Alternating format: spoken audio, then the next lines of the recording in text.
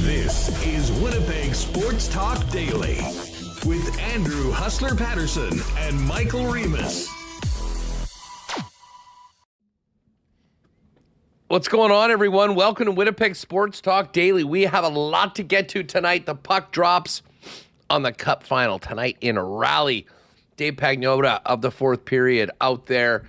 We'll talk Cup Final, Canes, Knights, as well as some of the top stories in and around the league, looking ahead to the draft in Buffalo in 3 weeks. It's CFL Week 1. We had our first edition of the new year of CFL 110 today. If you weren't with us live, make sure to go check that out on the podcast feed or over on YouTube. And speaking of the CFL, we'll have the CFL Commissioner come on today. Get the latest news on what this TV deal means for both fans, the league, the players, as well as some of the other stories. And we will find out what the heck happened with our fantasy draft on Sunday night as well. So Stewart Johnston coming up, Dave Pagnotta at the Cup Final. And it's been a minute since we've had John Horn on, but with Felix Auger-Aliassime on his way to the quarterfinals at Roland Garros in the French Open, we figured perfect time to check in on what's going on tennis-wise. Not to mention the news that Serena Williams is apparently coming out of retirement. Is going to be in a doubles event next week. So John Horn later on today on the program. We will hit the cool bet lines. We will get our picks in for live racing tonight at Assiniboia Downs. And make sure to stick around towards the end of the program. You'll have a chance to win an MVP platter from Boston Pizza as we count down to the World Cup. Lots to get to. We're going to bring in Remis right away. Do want to thank all the sponsors that make WST happen. And a special congratulations to our friends at Princess Auto, who are busy opening, as we speak, their brand new flagship location across the country. A real state-of-the-art facility at 500 Panet Road. So we're going to hopefully get out and do a show from there and check it out ourselves. But if you're in the neighborhood, and I know there's a lot of you Princess Auto dudes out there, you're definitely going to want to get down and check out the brand new flagship location on Panet Road. Also want to thank our friends at CoolBet. Don't forget, gang, if you haven't already, make sure to get your picks in for our free Pick'em contest for the CFL season. If you go to coolbet.com, just log in, or if you don't have an account, make one. Again, this is completely free. On the main page, you go down to the bottom left corner under sports, you'll see CoolBet Leagues. Once you click on that, you'll see the WST logo. You'll see your chance to win a trip to the 113th Grey Cup. Get your picks in. Set a reminder weekly to make sure you put them in, and you can compete against all of us at Winnipeg Sports Talk, other CFL fans, and the winner will win an all-expenses-paid trip out to the Grey Cup, courtesy of our pals at CoolBet. So do not forget to do that before kickoff on Thursday, and good luck to everyone. Also want to thank our friends at Chud's Power Sports, Clean Line, the Tri-Hospital Lottery. Get your tickets now at trihospitaldream.com. Manitoba Battery, the St. Mattel Dental Center, Rowley's Transfer, Assiniboia Downs, and the Winnipeg Gold Eyes back in action tonight at home as the week-long homestand continues. Travel Manitoba, Little Brown Jug, Boston Pizza, Royal Sports, Breezy Bend, Aikens Lake, and, of course, the gang over at Manitoba Battery. We will get to a why not question of the day for Not Autocorp at Waverly and McGillivray as well. Let's get her going. Fresh off of a busy morning for us, including CFL 110, Michael Remis joins us now. Remo, what's up? What's up? I don't know. I'm looking forward to the Stanley Cup Final. I'm admiring my fantasy team as we finally completed our CFL draft, and looking forward to having the commissioner on as we count down every day here to well, week 1 and game 1 in the Bombers season opener Friday. So sun's out, feeling good. The hockey offseason news coming through now that we're at the Stanley Cup Final. The draft coming up. It's June. It's nice out, Huss. Oh, and the Gold Eye's home this week and live racing as well. Yeah, no doubt. We're going to get to all of it. And tonight actually is the first Toonie Tuesday at the ballpark. We'll go over some of those deals that we've got for you, waiting for you at the ballpark a little bit later on. But, we've got the Bombers practicing. We got first Bomber practice notes. But right off the top, we spoke with Mike yesterday, and he alluded to this. But later on last night, Mike and Ken Wiebe reporting something that was out there, but, kind of officially in the paper, that Shane Doan was in the city last week, meeting with Mark Chipman and others, toured the team's facilities, and there are discussions and apparently mutual interest between the Winnipeg Jets and Shane Doan, the guy that, was drafted in the first round by the Winnipeg Jets, played his rookie season as a Winnipeg Jet, and then moved on to be a Phoenix and Arizona Coyotes legend. This is interesting on a couple levels, Remo. Listen, the Jets, as pointed out by Ken and Mike, have one of the smallest front offices and certainly the most stable. Cheveldayoff, Larry Simmons, Craig Heisinger have all been in the mix since the relocation of the Atlanta Thrashers.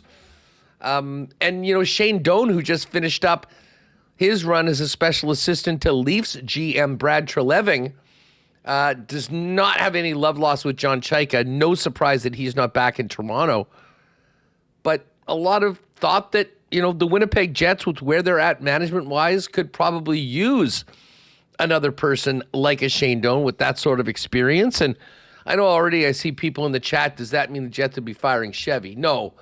I mean, this would be, I would imagine, an ad. But I do wonder whether it would be an ad to working on things with Cheveldayoff as an assistant GM or an assistant like he was with Brad Treleving, or whether this might be supplementing or adding to the player development side, something that Doan's got some experience too. But certainly a guy with connections to the city and the organization, and a very respected guy that had an incredible career, Remo.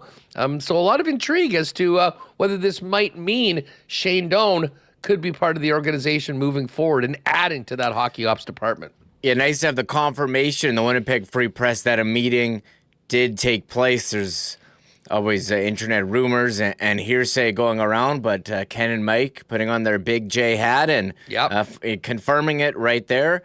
And interesting to note, the Vancouver Canucks were also interested in Shane Doan. They were granted permission by the Maple Leafs, but they ended up going with Ryan Johnson as GM and Henrik and Daniel as co-presidents. And Shane Doan, as you mentioned, he's been spending the past 3 years with the Maple Leafs in an advisory role. But he's since parted ways with them. But he's also been GM for Team Canada in 2022, did the Olympic team, World, Spangler. He was assistant GM for the 2019 Spangler and the GM for part of the assistant GM for the 21 and 23 World. So he does have a lot of managerial experience. And you look at the way the Winnipeg Jets season finished with a huge drop-off from the President's Trophy, and Mike and Ken do mention one of the smaller front offices, not a lot of changes in there. When you have the type of season that they did, it would probably be a good idea to get some outside eyes, outside perspective.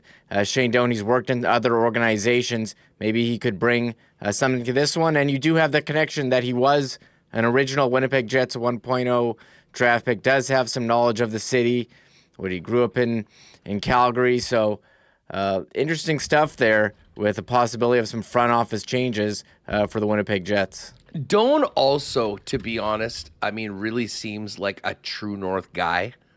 Like he is, incredibly humble, polite, very nice guy. Like he just seems like he would fit in, with, very similar, frankly, to Mark Chipman. And I think that there'd be a mutual attraction because of the type of person that he is too. We know how much they value, character and whatnot when it comes to players and in the room. I would imagine that is the same with management and staff. And hey, it will be interesting to follow this right now. I'm not sure how, it's not going to change who's calling the shots at the end of, the day. But another voice, and someone else that I think has a future, potentially, if they're looking to be a general manager like that, to get in with the organization, have him grow with the group, and potentially be a successor to Cheveldayoff at some point in the future would be interesting. Because I don't think, Larry Simmons and Zinger obviously have had their very clearly defined roles within that management group, but it has always been led by Cheveldayoff. And, considering how small this group has been and what a lot of other teams are doing, I've got a lot of time for the potential of adding Shane Doan to the organization, and it's something that will follow. There have been some big moves, though, Reem, or we're expecting some big moves in the Central Division when it comes to GMs. Nashville has received permission to talk to Avalanche general manager Chris McFarland. Elliott's reporting that he'll likely be in a president/GM role, and that means that Joe Sakic is going to return to GM, which was his original role before moving upstairs, overlooking McFarland, who was his pick to be the general manager of the Colorado Avalanche. Yeah, and that's now official. The Avalanche putting that out there. It came, the reports saying, they received permission. He's now going to Nashville. But Chris McFarland, 11 seasons with the Avalanche. Someone else wanted to speak with him, and they promoted him to GM. And, Nashville looking at, hey, who's, some of the best leaders out there? Who can we get for our organization? And they got Chris McFarland for president GM. Interesting enough that, the Avalanche didn't stand in the way of a division rival, taking what their GM. That's just common courtesy among teams. You don't want to prevent a guy from getting a job. So they did what 31 teams in the NHL would have done. Yeah, well, of course. So, I'm curious what this is going to mean for the Avalanche, but for Nashville, they're on a bit of a rebuild trajectory. They tried with Barry Trotz. It really didn't work out, and I think they're in good hands here as they announced as well Chris McFarland hired as president of hockey operations and GM. So that obviously finishes up Barry Trotz's run with the Nashville Predators. He had announced earlier that he'd be stepping down, and now a big move in the division where McFarland moves to Nashville, and Joe Sakic, who was still the guy that the buck stopped with in Colorado when it came to hockey operations, resuming his role.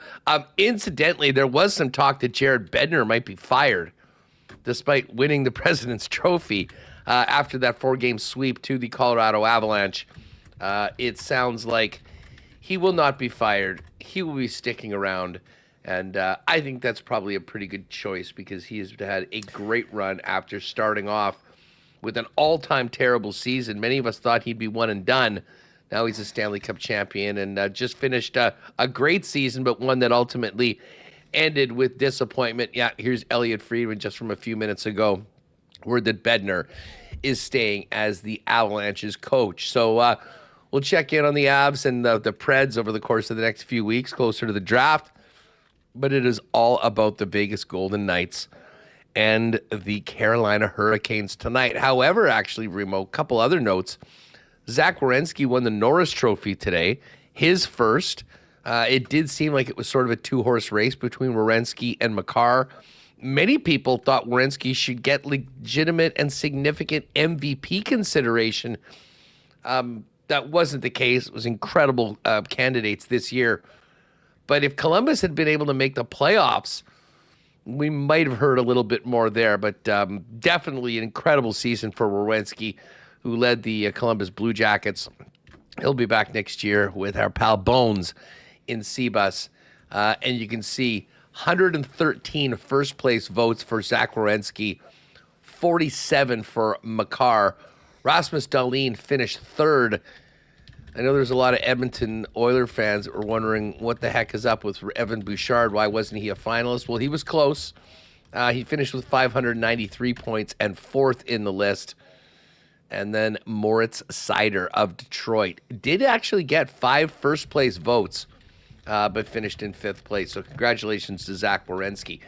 One other move, and this is a name we'll hear a lot of closer to the draft. is Malhotra. Manny Malhotra has been promoted to the head coach of the Vancouver Canucks. And Rima, I got to tell you, the thing that's the most interesting about this, it's been long rumored that Manny Malhotra was going to be a guy that was going to be a head coach in the National Hockey League. There was plenty of interest in him. They moved on from Adam Foote after that disaster of a season that they had, probably worried that they might lose Malhotra. What's so fascinating about this is that the Canucks are on the clock at 3, and there has been so much speculation for the last month that Manny Malhotra's son, Caleb Malhotra, will be the 3rd overall pick in the draft by Vancouver, which would set up a very rare situation of a father coaching his son. And really the only time we've seen that was here after Paul Maurice dipped on the Winnipeg Jets and Dave Lowry took over while Adam Lowry was the captain. And I think we'd all agree here in Winnipeg, that was a little bit of an awkward situation. And that was for an established NHLer like Adam. I do wonder it would be like for a top prospect that hasn't been in the league yet to cut his teeth in the NHL with his old man as the head coach. Yeah, very interesting, this rebuild that's happening in Vancouver. Manny Malhotra was the head coach of the Abbotsford affiliate that won the Calder Cup last season, and he's been a name surrounding various coaching vacancies for a while. And Vancouver, they're really digging in here to the 2011 Stanley Cup team. You got Henrik and Daniel as presidents. Yeah. Manny Malhotra, head coach. Saw somewhere Alex Edler looking to be part of the organization. Not sure who else they can bring in, but Vancouver trying to get back that winning culture that won, President's Trophy, went to the Stanley Cup Final, perennial contender. Interested to see how this works out for them, and interested to see now what they do with that 3rd overall pick. Do they pick Manny Malhotra's son 3rd overall? A lot of pressure that would be an interesting situation. So congrats to him on the job, but that is one coaching vacancy that's been filled. Still a couple more to go around the NHL. Yeah, I mean, like a couple people said in chat, oh, that sure went great here. They're going to have some options. And listen, it sounds like he's the number 1 center in the draft. He's had a huge rise over the course of this year. And he finds himself, as a consensus top 5 pick and the number 1 center. And we know how important centers are. And maybe it's just the Jet fan in me that remembers that season and how poorly things went. And it certainly wasn't Dave Lowry's fault. It wasn't Adam Lowry's fault. But when you have a guy like Maurice leave in the fashion that he did, you're forced into things. But that was not a plan. And this will be one. I mean, they just hired Manny. And if they pick Caleb at 3, you are going into a very unique situation, shall we say. But the kid's a heck of a player, and the dad is certainly a head coach that had a lot of interest around the league. What a story that'll be on the broadcast if they do pick the son of the head coach or they don't.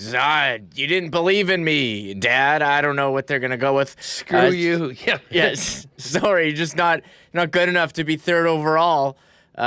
So Shane Malloy's got his draft rankings, and we put the video out there on our social media yesterday. You asking about the Jets at 8th. He's got Caleb Malhotra at 7th.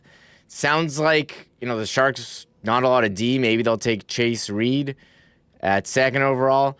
Stenberg's available at 3rd. They probably would go Stenberg over Malhotra, but maybe they want to keep it within the family. I think that's something that I'm sure the team, with the GM, Ryan Johnson, with the Sedins, and the head coach Malhotra would discuss, be like, hey, do we want to do this to ourselves and, put this pressure on a kid and go forward? If I'm Caleb Malhotra, I'm not sure I want to get picked by the team that my dad's the coach. No. I guess there would be some advantages, but you're breaking in, you're a young player, you're trying to cut your teeth in the NHL and establish yourself in the room.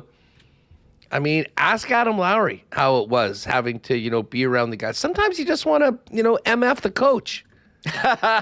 And it's tough to do that when, you're sitting right beside his son. I don't love the possibility of that, but it's Vancouver. They will. We'll ask Pagnotta about that when he comes on with us a little bit later on. But lots happening around the league today, which is a little unique because usually it's supposed to be quiet with the Stanley Cup Final beginning tonight. Remo, have you made your pick, your official pick for the Cup Final yet? Yeah, I'm going on my official pick. I'm going with Carolina. I think they're pretty deep, solid defense. I got them in, I was going to say 7. I think Connor said that yesterday on the show, but I think Carolina's got a slight edge here. They are a slight favorite. I'm going to ride with I'm riding with Carolina for this one.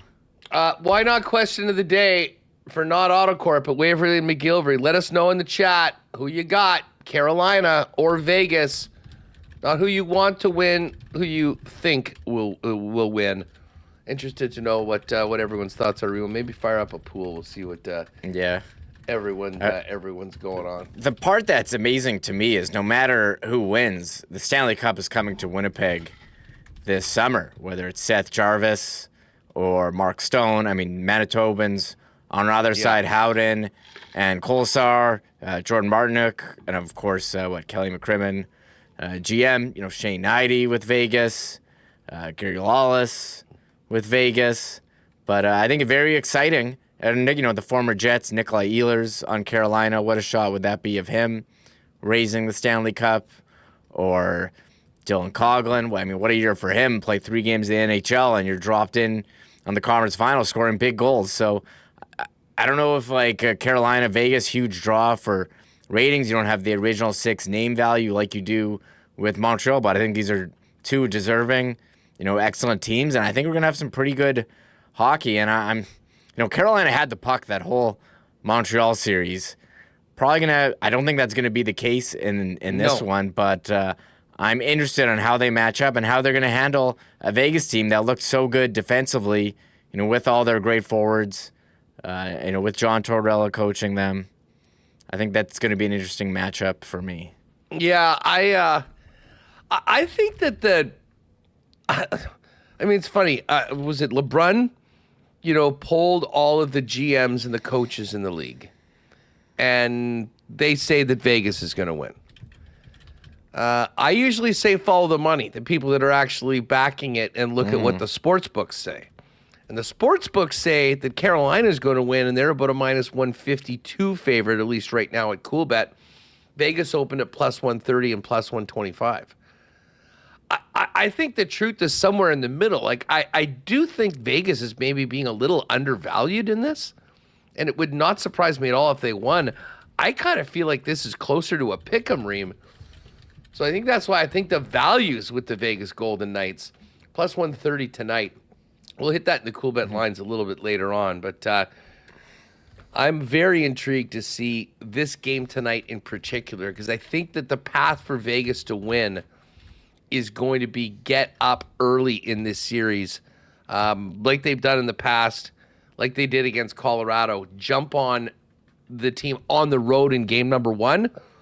And the one time that Carolina lost in the playoffs was, of course, game 1 against Montreal. So very interesting. Puck drop tonight, 7 o'clock. And as I mentioned, Dave Pagnotta is going to join us in about half an hour or so from Raleigh for the latest stories around the league. One thing we should mention, Bettman's going to have a press conference today, Reem. But Elliott also reporting that there's been private discussions of a secession plan. And I would bet the house that secession plan is Bill Daly at some point. But maybe we'll find out a little bit more about the future of Gary Bettman. And might that mean we finally get out of this crazy playoff system that nobody likes? Yeah, and here, just back on the Cup Final, I think you're right. You look at Dom from The Athletic. He's got Carolina, his model, 56% chance to win. So, using the calculator, that's minus 127. So I think that you are right. His model would have Vegas as the value, even if you think, Carolina's going to win. Gary Bettman, always interesting what he says ahead of game 1. What's he going to be asked? holding a press conference. Like, is Bill Daly the automatic guy? He's been there for a while? Do the owners want to bring in some new blood, maybe someone from outside the league? Bill Daly, I mean, he's not. Gary Bettman's, 70. It's his birthday today, actually. Yes. Happy birthday, Gary. We have a birthday to announce. Gary Bettman turns 74 today. So it's his 34th anniversary, approaching as commissioner. Now, Bill Daly, he's 62. Like, how quickly do they want to, pick another commissioner? So do they want to pick someone who's, already there, or do they want to pick someone from outside? George Peros has a role with the NHL front office. What about him? He's a Ivy League educated guy. Nobody from NHL player safety will be considered for the role of commissioner. That's not happening. I had to throw that one out there. So I'm actually curious. Yeah, but I think Bill Daly, I agree, it's like the easy choice, but who are they going to pick to determine the future of this league?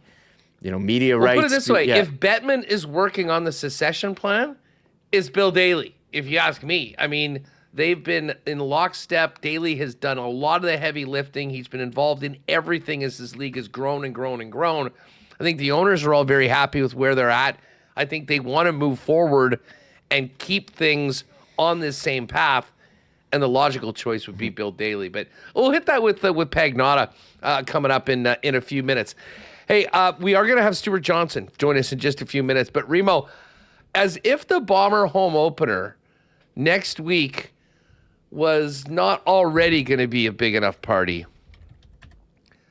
how about this? The Bombers announced today that the home opener and the pregame in the Princess Auto tailgate zone is also going to be the Chris Streveler retirement party. Yeah, that's incredible. The Winnipeg Blue Bombers continue to make the game day experience, the jewel of the CFL. With the redone Rum Hut for this year, pregame, tailgate, and now saying, hey, this is at the tailgate, opens 5:30, Thursday, June 11. Chris Streveler will be there for his retirement party. They're also having a Chris Streveler lookalike competition, which is very exciting. So, Spency, get the fur coat ready for the home opener. So, yeah, he will be there. I'm assuming signing autographs as well.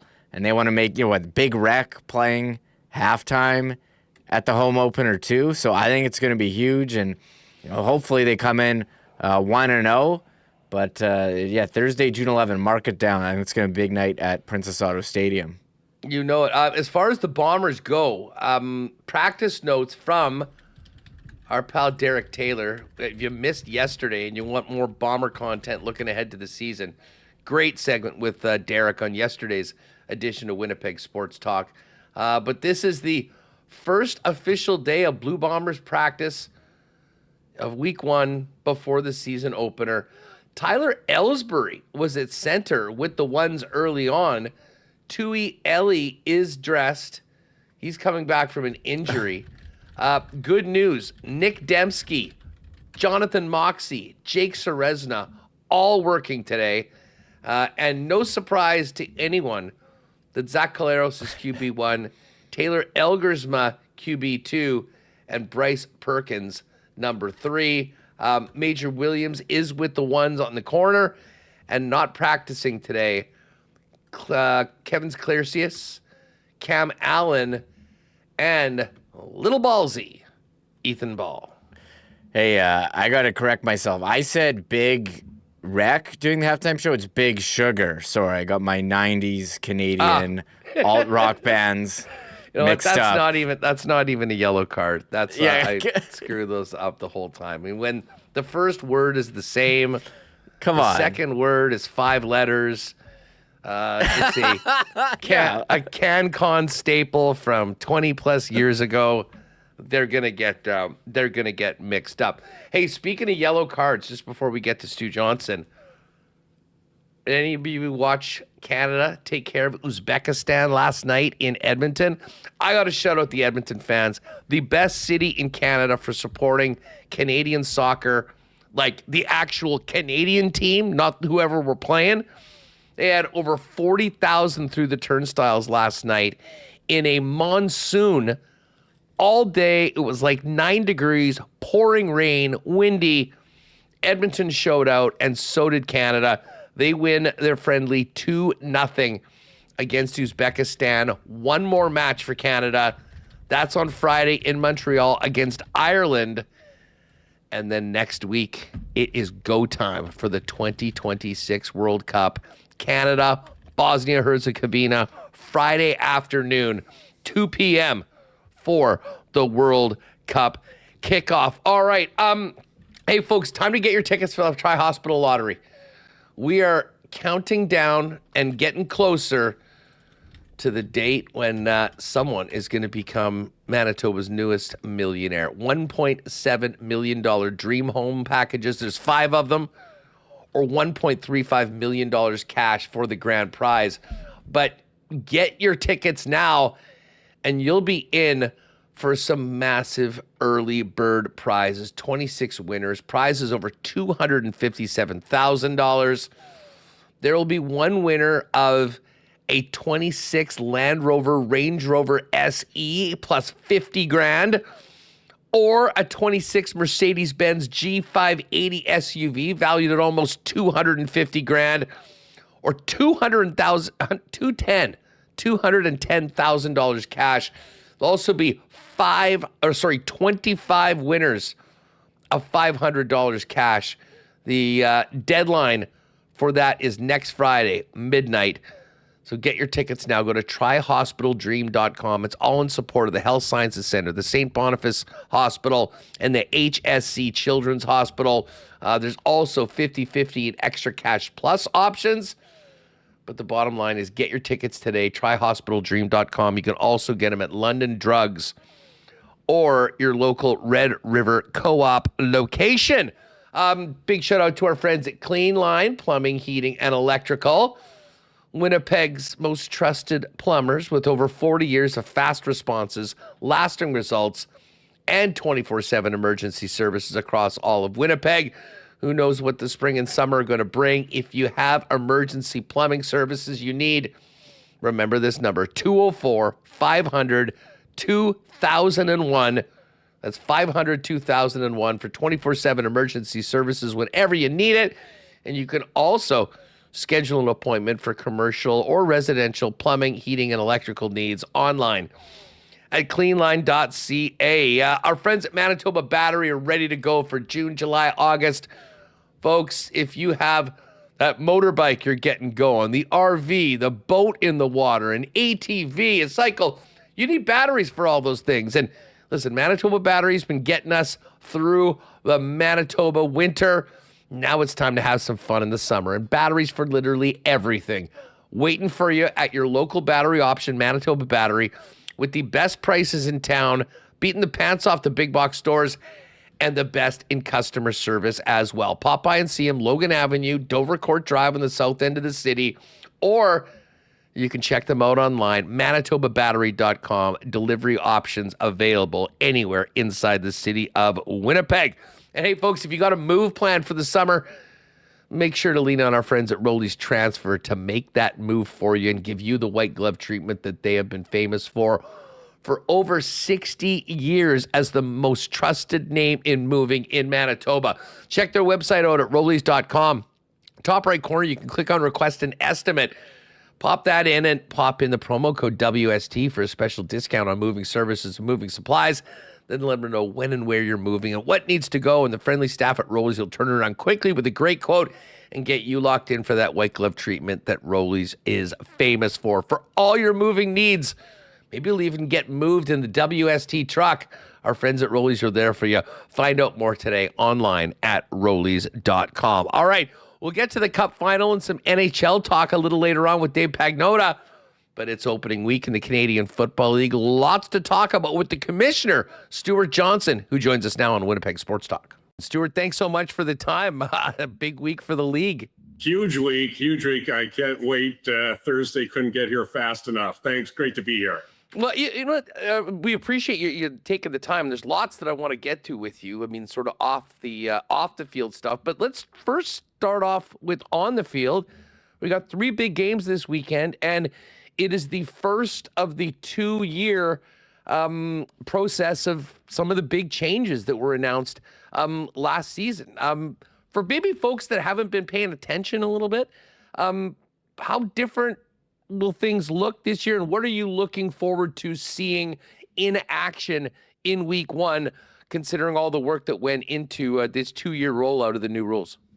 Well, yeah, I think it's, some cosmetic changes this year. I'm really looking forward to in every stadium having our team benches on opposite sides of the field. I think that is the proper professional look for a top-end league like we are at the CFL. Also can avoid some of those melees we see when 2 teams are on the same side, which is great. But really very specifically, the automatic 35-second clock. We've had only a small sample size in preseason so far, but all accounts from players to coaches, GMs, and our broadcast partners, it seems to have really sped up the game. There's a lot of, it's just a consistent 35 seconds. There's no delaying for when a ref will blow in the clock. And I think I've seen teams so far really jump to the line and get going. And so I want to see how that plays out. I know the conversation around the modified rouge for a long time has been, and justifiably, I mean, I just imagine a championship game being, won on a guy blasting a punt 35 yards through the end zone. But obviously the rouge is bigger than that. I mean, what are you expecting to see different in the special teams game with the modified rouge, and what will the benefits be for fans when they're watching games that you hope? Well, I think we'll see some of that this year, and then next year when the goalposts go to the back, I think that's when you'll really see an impact, because I think that almost guaranteed single point from a potentially missed field goal versus 3 isn't going to be there, and we'll see when teams are driving and they're in that 30 to 40 yard range. That's a long field goal all of a sudden. And so without a point to get on a punt or a missed field goal, perhaps the incentive is going to be to gamble and go for it on certain 3rd and shorts. So I think we'll see the start of that this year, but I think it won't come into play really in full effect until next year. Well, needless to say, the gradual changes, the no ties, which we were just talking on CFL 110 earlier today, but I'm very much looking forward to the first game that would have been a tie that ends up in the teams going at it for 2-pointers. But at the end of the day, we're starting off the season. It seems we'll say this, and I wonder whether you share the same thoughts just on the talent of the league. But I can't remember a season in a long time that kind of feels like everyone goes into week 1 really feeling there's a chance. I mean, you look at the sports books. I mean, we're basically talking about an entire league tad between 7.5 and 10.5 wins. It seems like, I don't know whether we'll call it parity in 8 or 9 weeks, but would you agree that, we go into this year with, I think most teams feeling like they've got a shot at doing something special? Well, number one, everyone's undefeated, which is outstanding. Yes, great season so far. It's a great season so far. But I think, why don't we go off our most recent history being last year, where we saw incredible parity. Certainly one team kind of jumped out to the lead, but there was a ton of parity, especially down the stretch. And so I've been monitoring, looking at power rankings that our partners are putting out, and it's fun to watch. It's fun to see that every fan base should have a lot of hope going into this season. And you talk about talent on the field. Every single market has notable stars. And it does such a wonderful job to generate excitement. And I can't wait to see them perform on the field. We just have some of the best athletes in the world. And when they get going, the highlights are magical. Now, in the past week, the massive news for the Canadian Football League was this landmark new media rights and television deal. 6 years, TSN will still be the main partner. You've introduced DAZN as the exclusive Saturday night streamer beginning next year. Tell us a little bit about putting this together, how much work went into it, and how significant it is for the Canadian Football League from a business standpoint. Well, thanks. I think this is probably one of the more significant deals or set of deals in the recent history of the league. When I came on board, I certainly came from the other side of the table with a career in media. And one of the reasons I came to the CFL, knowing that this deal was coming at us, is that I could see over the course of 25 years of professional partnership with the league, that the foundation of our league is incredible. It's so strong. It's got immense scale. And yet I think it often is underappreciated and perhaps undervalued. So talk about a great place to start from. And over the course of this year, of course, you've seen us move at pace with some of the things that we're implementing. And a lot of that has been strategic. It's about creating attention onto our league. And we certainly have succeeded in doing that. And that attention was noticed by pretty much every global streamer and every domestic major player as they looked at the CFL and wondering, wow, it is pretty amazing what's happening, how big it is, and the scale we've gotten to. And so to answer your question, the process began really back in August with our first conversations with our great incumbent partners at TSN and RDS, and kind of carried through there over many months. And there are always ebbs and flows in these types of discussions. And we had a lot of great conversation. The starting point was consistent, though. It is two amazing long-term partners who want to figure out a path that makes the most sense for both. And I do feel we landed there. And now we have the introduction of DAZN, a world-class sports entertainment platform that's going to come in, of course, and supplement with one game per week on Saturdays at 7 Eastern, but bring a fresh production element of fresh voices to our league, more attention on our league, and reach different audiences. And then take our entire season and on the biggest global platform that we have, push it out to over 200 countries. I think it's going to be very special. Stewart, from a team perspective and a player perspective, what does the financial windfall from this deal mean for the individual franchises as well as the players and obviously the salary cap? Well, I think that, we were number one. We had high expectations coming into this because we knew our strength. We knew the strength of this league and what it means domestically and certainly what it can mean globally. And that was recognized. We haven't talked about specific financials, at least from the league office. I know there's been a lot of speculation on it. I will say we did achieve a significant increase, and I'd suggest even greater than our initial expectations, and that's been wonderful. So that all kicks in, of course, in 2027.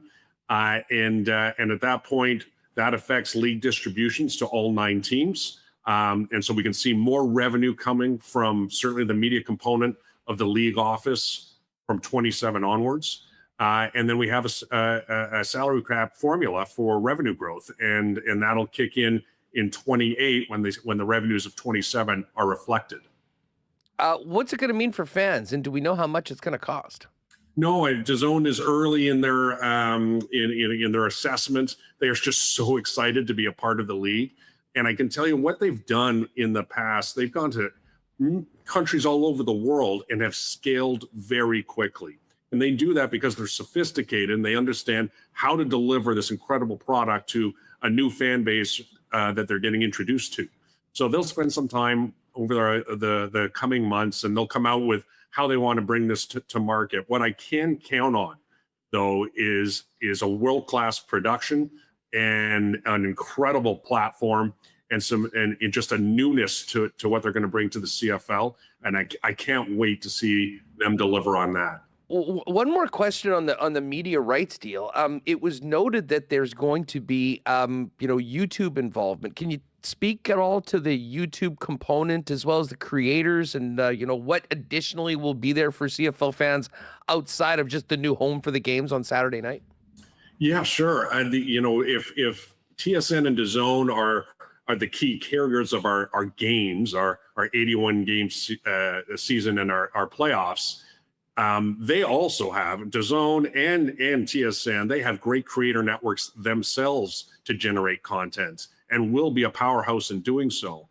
But we also partnered with the biggest video platform in the world in YouTube as a premier platform for the CFL. And that designation comes with a commitment from the CFL to YouTube to deliver a lot of our content, archived content, and work with them as well on creating new content. So some exclusive behind the scenes documentaries, as well as some preseason games live that they've got access to now. So between some live content in preseason and some behind the scenes documentaries exclusive to YouTube, the next component for us is how do they help us deliver CFL content to maybe some viewers that don't access it in the way some traditional folks do, like myself. And that's where their creator group really comes in. And we can't wait to partner with them to have creators in all 9 of our cities, as well as at Grey Cup, and even develop together a CFL creator event, which is still in development. But these are the types of ideas that we're excited to bring to the table and to see them flourish as we develop that relationship. One more on the media rights deal. And again, I know you haven't gotten into the financials, but if it is a big win for the Canadian Football League business-wise, it makes the league healthier. I am wondering if that helps you from the perspective of trying to get that 10th team and expanding the league to an even number. And maybe just while we're answering that, I mean, where are things at on potentially a 10th team for the Canadian Football League? Well, I think that a healthy, growing league is going to be attractive to anyone who might want to be involved in sports in general, and specifically with the CFL. And so it's certainly, I think that's going to create even greater appeal than what we already had as a league. We know a 10th team would be just outstanding for so many reasons. And as you can probably tell, we are a league that has got growth momentum and growth ambition. And I think what we announced with our media rights deals last week really support and reinforce that. And so we have a number of conversations all throughout this last year. We have conversations with groups in specific markets, and we also have conversations with individuals or groups who don't have a specific market in mind, but they really do want to be part of the CFL. They're excited by what they see, and they want to be a part of where we're going. Now, how to make that all work is a long road. We don't have anything specific to report now, but I can tell you the conversations we are having are healthy and very intriguing. CFL Commissioner Stewart Johnston with us ahead of CFL kickoff this weekend here on Winnipeg Sports Talk. Stewart, when you took over, you spoke about the digital side of things. And, I mean, it's been well documented. The stats delivery has been a challenge, kind of surprisingly for a few years.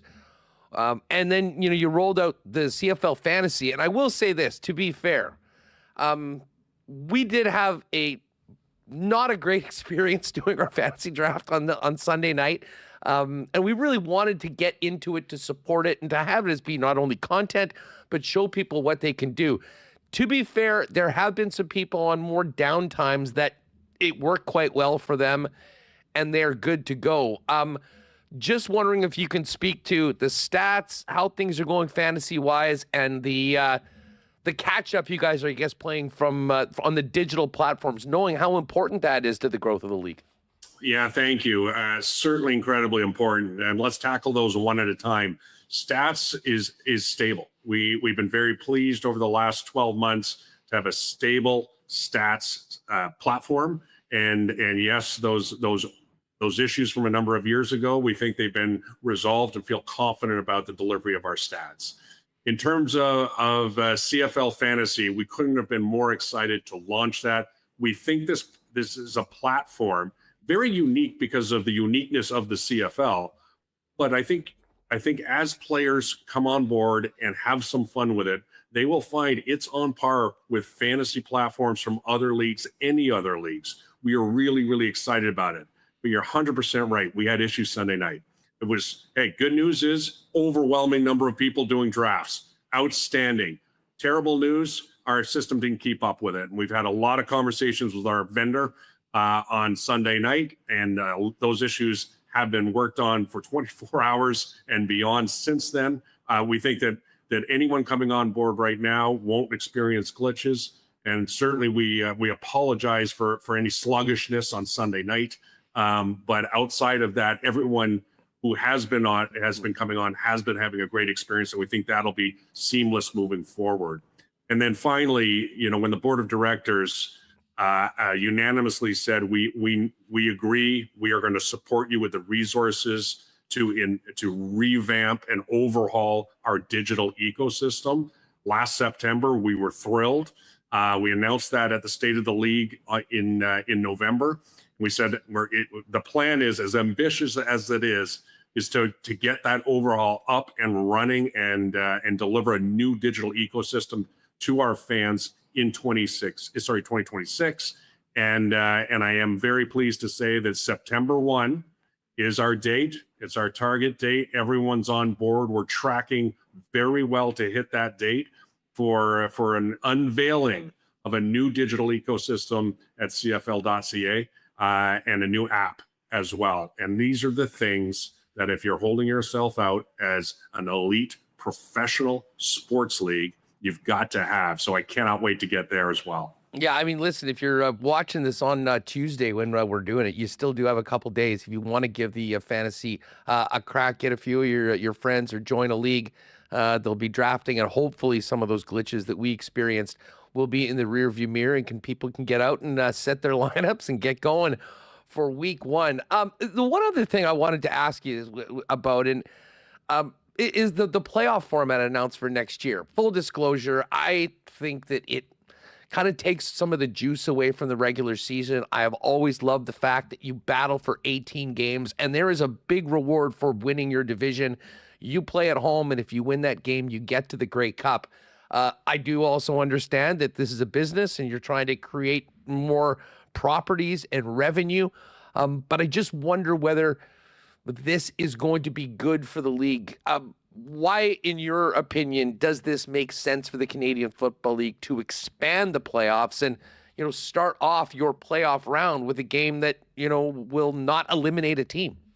Well, look, I think we certainly believe in what this playoff format can bring to the league in terms of excitement within the playoffs, and we actually believe in excitement in the regular season. I think hosting a home game in the playoffs is so critically important.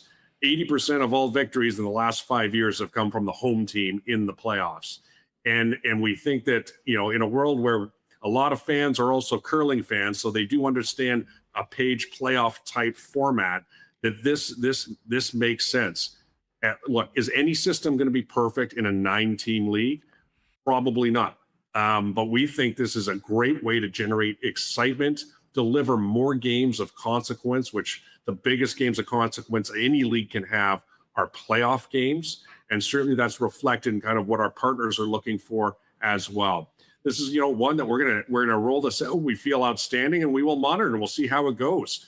But we're very optimistic in what it can deliver over the course of the first few years that we try it. Just before we go, obviously we're coming off. We're in the midst, seemingly, of kind of a golden era of Blue Bomber football here, both on the field, although last year wasn't quite up to their usual standards, but certainly in the stands, selling out all the games. I mean, you've been here, you know the scene. I know that you gave that commissioner award to Wade Miller. Just wanted your thoughts on the Winnipeg Blue Bombers as a franchise sort of setting the standard right now, and how that is maybe helping other teams move forward to try to get to where the Bombers have find themselves in right now. Well, I said it last year. I said it when handing Wade the commissioner's award, that the Blue Bombers are the model franchise of the CFL. And it's really, I think, impossible to argue with that. And I love that you think that last year's on-field performance fell short of your standards, because your standards are actually making the Grey Cup every year, and just making the playoffs is falling short, which tells you something, doesn't it? It tells you what they've been able to do with a concentrated effort on the on-field product. You've got a coach and a GM that have been together for over a decade, and you've certainly got a front office who is obsessed with their brand and with what they deliver to the market. And this record number of sellouts is certainly a great symbol of that success. So, I think it is understanding what you're delivering to your key fans. It's creating an unbelievable atmosphere outside the stadium, inside in various different sections of the stadium, and then all week long. It really is a great example for all of our clubs and for the league office to look at and take best practices from. Stewart, cannot wait for a kickoff. I mean, listen, it's been an interesting offseason. I mean, over the last year or so since you took over, there's been certainly given us a lot to talk about on shows like this.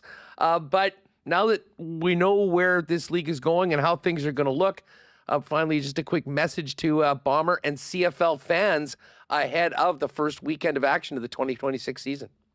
Oh, well, look, we're on track. This is a league that has great momentum. We've got growth in our sights, and thank you to the Bomber fans for their support of the team. It really is something special. Every time I've been out there last year, I was overwhelmed by the atmosphere and the fandom, and I can't wait to see us get going this weekend. Well, the road to the 113th Grey Cup begins on Thursday. 3 games this weekend for Week 1 in the Canadian Football League. Stewart Johnston, all the best to you and the league, and we'll look forward to catching up later on the season, but we really appreciate your time. Oh, no, my pleasure. Thank you. All right, bring on the season. I appreciate Stu popping by and talking to us about it. And as I say, our timing wasn't good for the fantasy league, but we auto-drafted the final 4 rounds late last night. We're set. My team is a disaster. There's lots of waiver wire work that needs to be done, but at least it's a go. And as I say, it sounded like yesterday was better. So if you were thinking about maybe giving it a go, CFL.ca if you want to put together a league with some friends before kickoff on Tuesday. All right, we're going to get out to the Cup Final with Pagnotta in a few minutes. Today is the day, folks, the grand opening of the new Princess Auto flagship location at 500 Panet Road. A big congratulations to the entire Princess Auto team. You know, there's been an incredible amount of work going into this store, and it is now open for everyone to go and enjoy. There's so much there to get to, but expanded power tool assortments of the brands that you trust on the job site, like DeWalt, Makita, and Inahile. Boosted electrical essentials, like receptacles, breakers, boxes, conduits, switches, wall plates, wire-by-the-foot and outlets. They've got everything a Sparky needs. Expanded plumbing product range, more bulk hardware, a broader lineup of new tools and equipment like trailers, racking, scaffolding, and more. But also more for play. You know that you play as hard as you work. That's why they're now offering products that you want for recreation. Fishing gear, from lures and rods, augers, pop-up shacks, fish finders, trolling motors. They've got it all for you. Hunting equipment, camping, and so much more. There's a restaurant there. You can grab a beer. You can go try the stuff out in the workshop. We're going to hopefully get down there once the craziness of the first week goes and do a show there. But in the meantime, you all know Princess Auto, but you don't know the flagship store. Get down there and check it out. 500 Panet Road, and congratulations to our friends at Princess Auto on the opening. Check them out online as well. princessauto.com. We're getting some nice summer weather, and it is go time for our friends, the Germinator, and everyone down at Chud's Power Sports. Gang, if you are thinking about taking your summer to another level, you got to get down and check out what our friends at Chud's have going on as we ride into summer. Motorcycles, ATVs, dirt bikes, boats, RVs, motors, and more. Both new products, used products, gear, and more. It is all waiting for you at Chud's Power Sports, who have been the power sports superstore in Manitoba for over 80 years with the most experienced staff, great financing options. Nobody does it better when it comes to getting outside and making the most of summer. Chud's Power Sports. Check them out online. And don't forget to click on that e-commerce store link, True North Parts, for amazing deals on clear-out gear, accessories, and equipment as well. Big shout out to Terry and Dr. Terry and the gang at St. Vital Dental Center. And of course, St. Vital Dental Center presented the Manitoba Match Play Championships, which we touched on yesterday. Congrats again to all the winners. When not supporting amateur golf in Manitoba, Dr. Terry and his great staff at St. Vital Dental Center have been taking care of generations of Winnipeggers and Manitobans' dental needs.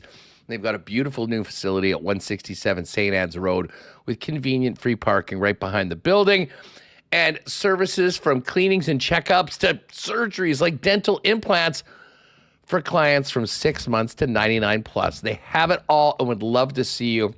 Make an appointment at stviteldental.ca and tell them the boys at Winnipeg Sports Talk sent you. And hey, the World Cup is just about here, everybody.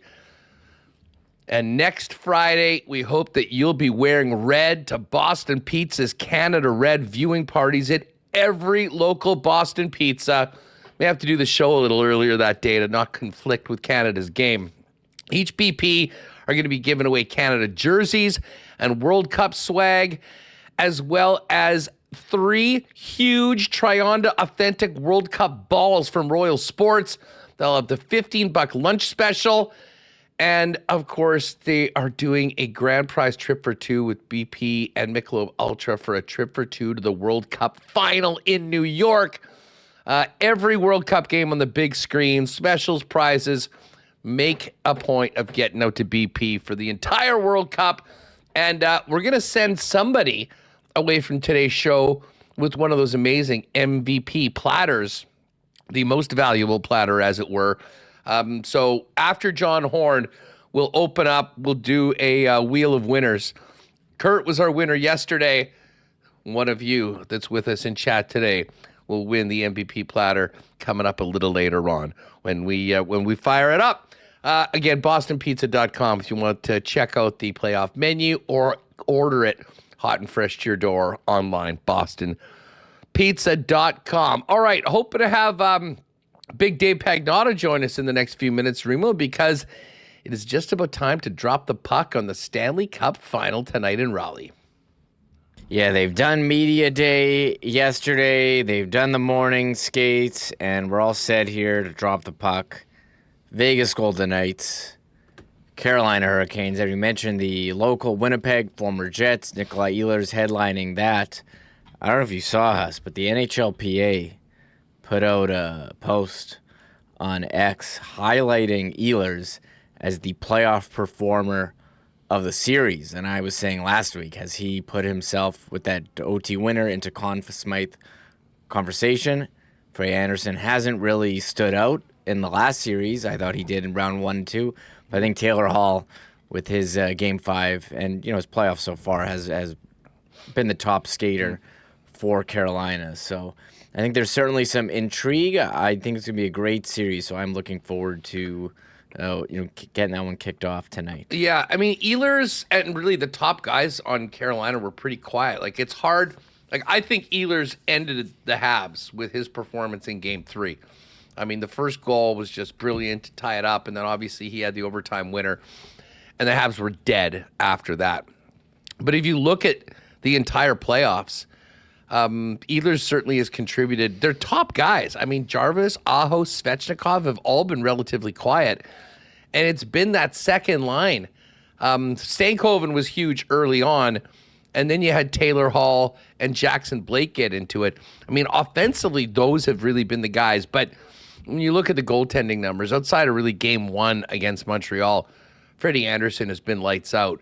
And not surprising, he's the top name on that list from the Carolina side. The one guy I'll tell you right now that's not winning the Conn Smythe is Carter Hart. And I don't know what he could do. Shut out 4 straight games in a win, maybe. But I just think that there's no appetite amongst the voters to give it to Carter Hart. So if you're looking for a good number, I think Mitch Marner's at plus 185 right now. Jack Eichel's like 13-1. He's only 3 points back. It's just that he doesn't have the goals. But we're going to talk about it out in Raleigh with Dave Pagnotta coming up in just a minute. This segment is brought to you by your Prairie Toyota dealers and the Toyota Tacoma, featuring the standard iForce engine, boasting an impressive towing capacity of up to 6,400 pounds. In fact, it's the most powerful Tacoma ever. So whether you're hauling gear to the rink or heading to an away game, you can tackle it with ease. And the available panoramic multi-terrain view monitor gives you a live underfloor view to navigate even the toughest terrain. Experience power, capability, and convenience with the Toyota Tacoma. Visit shoptoyota.ca or your local Prairie Toyota dealer during Red Tag Days from March through May. Out to the East Coast we go and welcome in the fourth period's Dave Pagnotta. Dave, what's up, buddy? Thanks for doing this. How are you? I'm good. Busy day running back and forth from the Lenovo Center to here and regrouping and back to the rink shortly after this.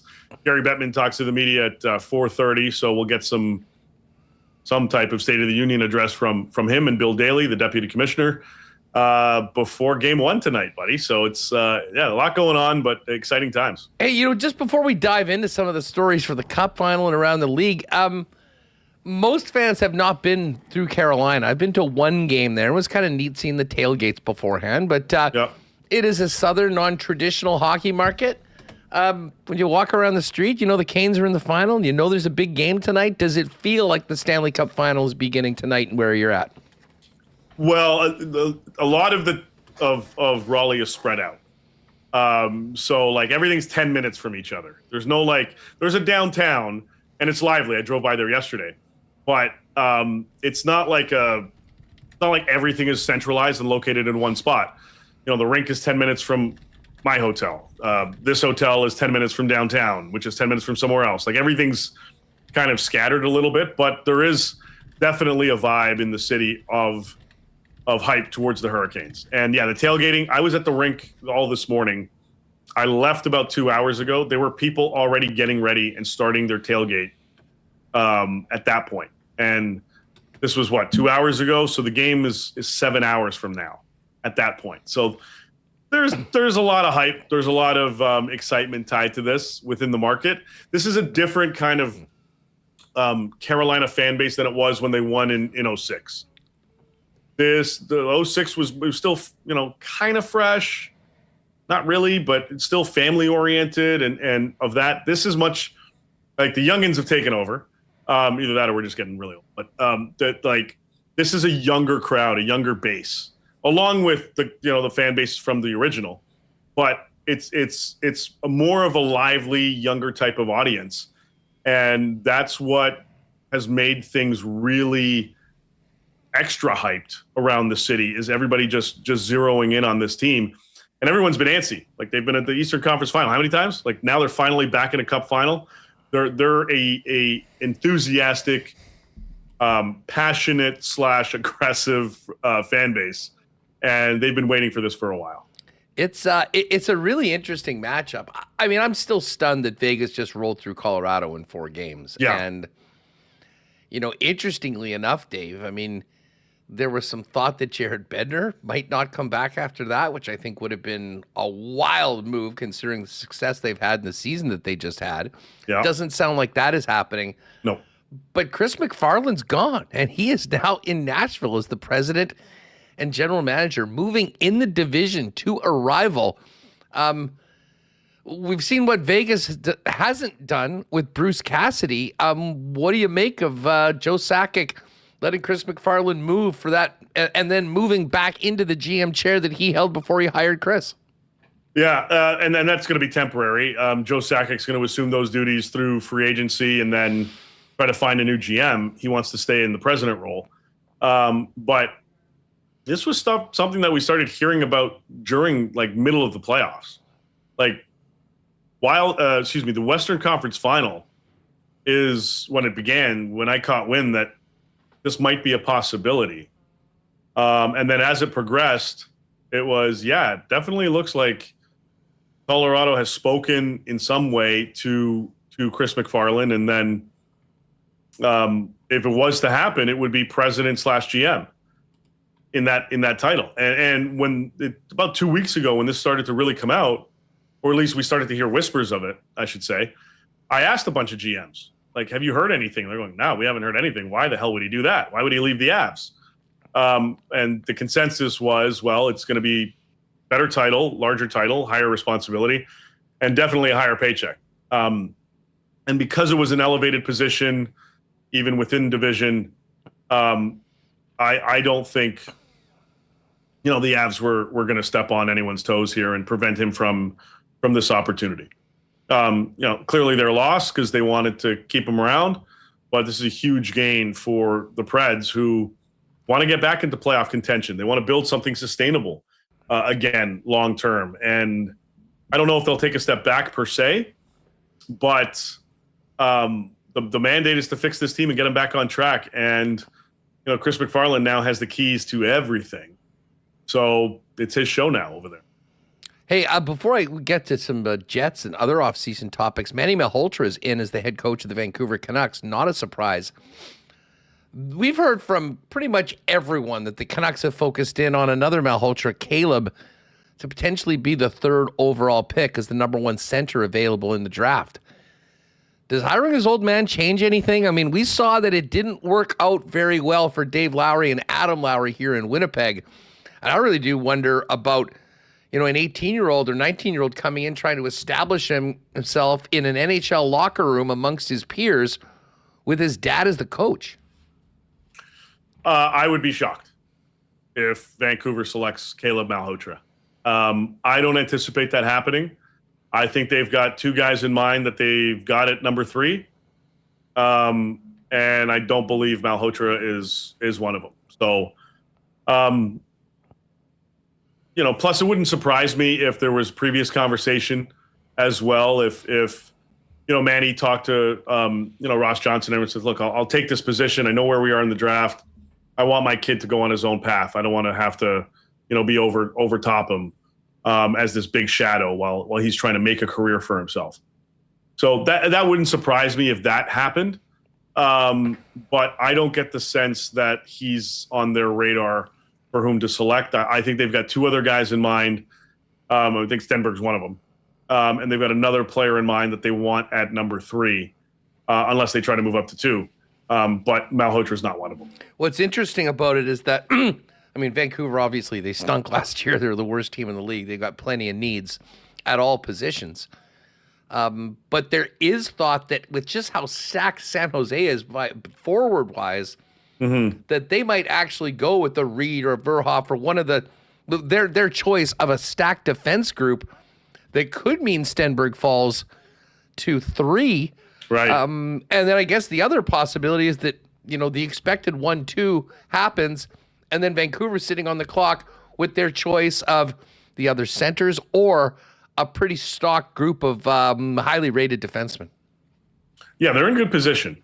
Again, I think they like Stenberg, but they're in good position regardless. Maybe they move down if they feel their guy could be available at 6, for example, because we know Calgary wants to move up. The Rangers want to move up at 5. Maybe that's an area that gets looked at. I think also, they're looking at some of the defensemen. They're looking at another kid. Bjork is another one that I think is on the radars of a lot of those teams. A lot of teams curious, going into the combine as to where he's at as well. So I think Vancouver's going to have a few different options here, and it's going to be interesting to see how this plays out. We could see some, we say a lot of things every year and it never happens at the draft because, I don't know, they don't get creative, but we could see if, a 180 on all of what I just said and a lot of shuffling within the first round. Like from the picks 2 and on, we could see a lot of shuffling if it all comes together. Big if, based on history lately. But I think we know that San Jose's got a willingness to entertain moving the second overall pick.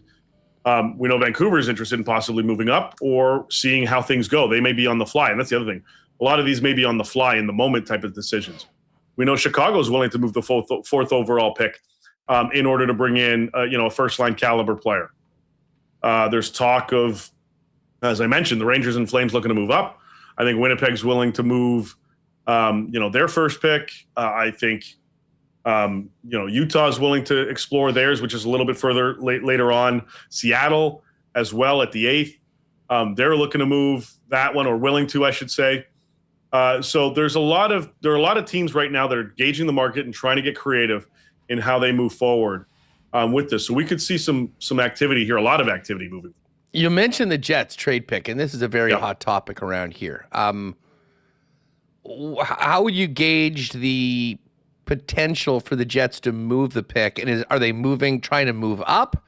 Are they just getting rid of the pick and trying to get an older, more established NHL-ready player to come in and make a difference on that second line? I think Chevy's exploring everything. I think he's going to explore the possibility of moving up. I think he's going to look at moving the pick entirely. We know what he wants. We know he wants a second-line center and a second-line left winger. Those are pricey. So, how creative can he get? Does it involve the pick? Does it not? Do they explore other alternatives? You could certainly make a good argument that if they had a second line, not just Cole Perfetti, that they could have made the playoffs last year. You could also argue it was maybe a little too late in terms of when everybody got going. But that's the mindset, is to go back and make the playoffs. And last year was a bit of an anomaly. Get a high pick, either keep it or use it to bring in what you need. And considering how shallow the free agent pool is, going the trade route looks to be the most opportunistic way of filling a void on your second line. So use that first pick. Maybe you got to add more, maybe you don't. But you could potentially use that to fill one of those two slots. If the Jets were to trade one of their core pieces, I think it would indicate sort of a move off of where they've been, feeling that they are right there as a cup contender. I think there was sort of like some cold water on that last year, and I think there's some sober reflection on where they're at. Now, from everything that we're hearing, I don't think that they're giving up on this core, and they want to hopefully move into next season and prove that last year was the aberration as opposed to the success that they've had. So I'm not expecting any of those players to move. That being said, Dave, in particular in Connor Hellebuck's case, what he had to say at the end of the season, I think, got a lot of people talking around the league. And from the sounds of it, Cheveldayoff might be planning on trading his Vezina and Hart Trophy winning goaltender, but that's not stopping other GMs from ringing him up and seeing what it might take to get 37 out of the peg. Yeah. Just getting an understanding of where their head's at and when is a realistic time to actually have a conversation. This isn't Winnipeg shopping them. These are other teams poking around, and they're doing their work because that's what they're supposed to be doing. You shouldn't fault them. That's what they are trying to do. I'm sure they've asked about, Kyle Connor and Mark Scheifele and Josh Morrissey, and Chevy's just probably like, stop wasting my time. Right? But you don't know until you ask. And I think there have been some teams that are asking a little more frequently about Hellebuck. But I think they're going to stick with that and, try to build. Now, if they falter again next season and they're out of the playoffs and we're having a similar conversation right now, then I think the narrative changes from Hellebuck's perspective, and we may see that being a realistic option next summer. But again, the goal is make the playoffs, get better, and then go from there. And we'll see if they can check those boxes off by filling the holes that they've got. They also got to bring in somebody on that blue line. So we'll see what Chevy can do. But I don't think the Hellebuck conversation, unless they're completely blown out of the water, and this comes from left field, I don't think they even entertain that possibility right now. But again, I'm not going to stop teams from poking around. Well, what's interesting, and we've talked about Florida before. I mean, obviously it's a place that a lot of players want to go. You certainly wouldn't have an issue, I think, on getting anyone to waive to go to a team that had won the previous two cups and, is poised to be right there as a cup contender the minute this next season starts. They're also getting Bob off the books at $10 million. And as great as Hellebuck is and has been, what makes him even more attractive is that he's got one of the best contracts in the NHL with 5 more years at $8.5 million for a guy that's done what he has done. The Florida possibility is intriguing if you were looking for a good match for a trade. But they kind of need to know this going into next season, because you got Sergei Bobrovsky right now that's an unrestricted free agent, and I'm sure he'd love to come back. How do you see the goaltending situation in Florida shaking out as we get into July, assuming that nothing happens on the Hellebuck front and they have to figure out whether it's Bob or somebody else? Yeah, I think it wouldn't shock me if they're one of the teams that at least poked around on Hellebuck.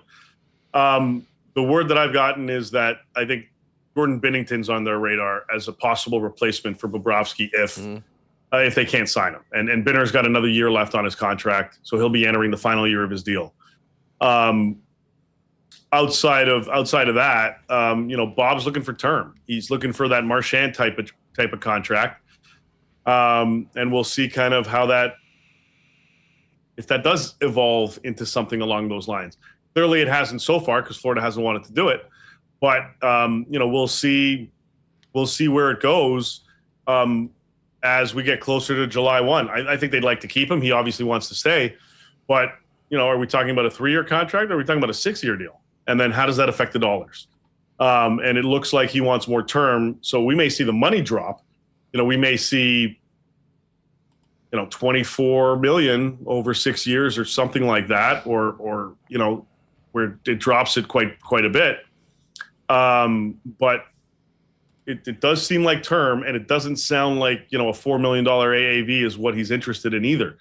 So this is going to be a bit of a work in progress, and they've got to kind of figure this out over the next 3 weeks here. Dave Pagnotta of the fourth period with us live from Raleigh before Game 1 of the Cup Final. Back to business right now this week. Knights and Hurricanes. How was media day yesterday? Was good. Was both sides very calm and kind of just taken in the moment. There's a little bit of naivety to Carolina's side because they only have 2 guys that have won a cup that have been there. William Carrier, who did it with Vegas a few years ago, and then Jordan Stahl, their captain, who did it back in 2009, as a rookie with Pittsburgh. Outside of that, nobody's been in the Stanley Cup Final. So there's a lot of it's a new experience for a lot of them. They're approaching this in a little bit of a different demeanor than Vegas, who took in the media day yesterday very calm, very, very confident, but like professional confident. Like, we've been here before. We know what we're doing. We know what we're going to need to do to get the job done and do this all over again. So a lot of confidence spewing on both sides with a little different variation of what confidence is to each group. Dave, I had to laugh. And some people always want to make it about the Leafs. But, when Mitch Marner's playing the way that he has, it certainly does become a bit of a storyline. I saw this bit from CJ yesterday that Marner didn't want to elaborate on his comment about going through dark times earlier in his hockey career, but says he will if the Golden Knights win the Stanley Cup.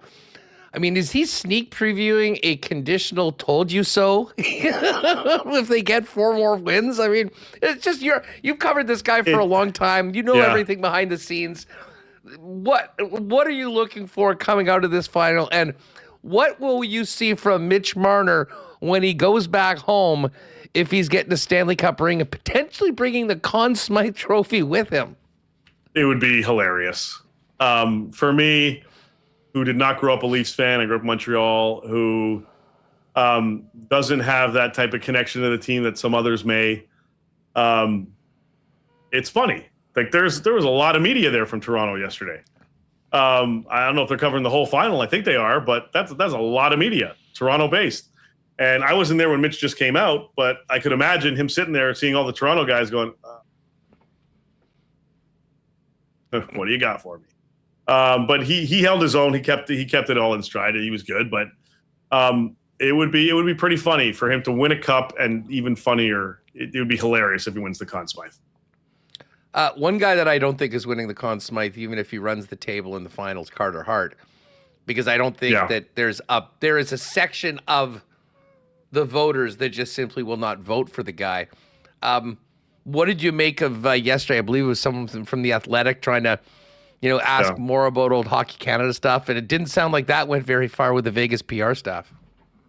No, and I understand both sides. I understand why you're asking, and I'm sure Gary Bettman's going to be asked about that today. And I get it from Vegas' side because it's like, listen, we're focused on the Stanley Cup. We need this guy to win. Let's keep his head on to the cup. This goes for anybody. Like, we don't need to talk about, outside noise as much as the experience itself and whatnot. So I get both sides. And look, he's played great. He's played very well last month of the season, going into the playoffs. He's been lights out for them. So we'll see how he responds in game one, but it looks like, nothing has really phased him from some outside noise. But, I just asked him when he started going. Like, when did you start to get hot? And when did you know that this run was possible? And he said that they were playing Edmonton and Colorado back-to-back, I think in March, and they won one of those games in overtime, and they had this internal conversation within the room just saying, like, look, we've got enough here. We can make this happen. Let's do this.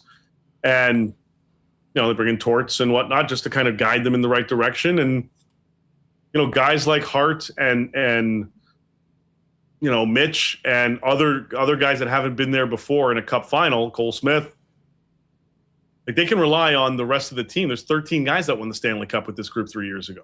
They can go to Stone and Eichel and Barbashev and Theodore and McNabb and Hill, who's sitting on the bench. And that's one of the things that Mark Stone indicated. Like, we're deep. We're so deep. Our Stanley Cup winning goalie from 3 years ago isn't starting. They're a deep team, and they can rely on the vets. And that's one of the things that Hart mentioned, where rely on that experience in order to get you through, these challenges ahead. Hey, did Carter Hart take any questions on Alberta's separation yesterday? No, he did. He did. I don't know. I was only there for a little bit. I don't know if anybody asked him about wearing that shirt, but yeah, I'm not sure. It's one thing. It's another in and around the cup. What do you make of the coaching matchup here? You've got Brindamore, who has been, incredible, but has had a tough time getting to this point. They're over the hump. They're 4 wins away from winning. And then you've got this wild story with Torts, who's won a cup before, but has only been in Vegas for about 7 weeks or so, and now is 4 minutes away from doing it.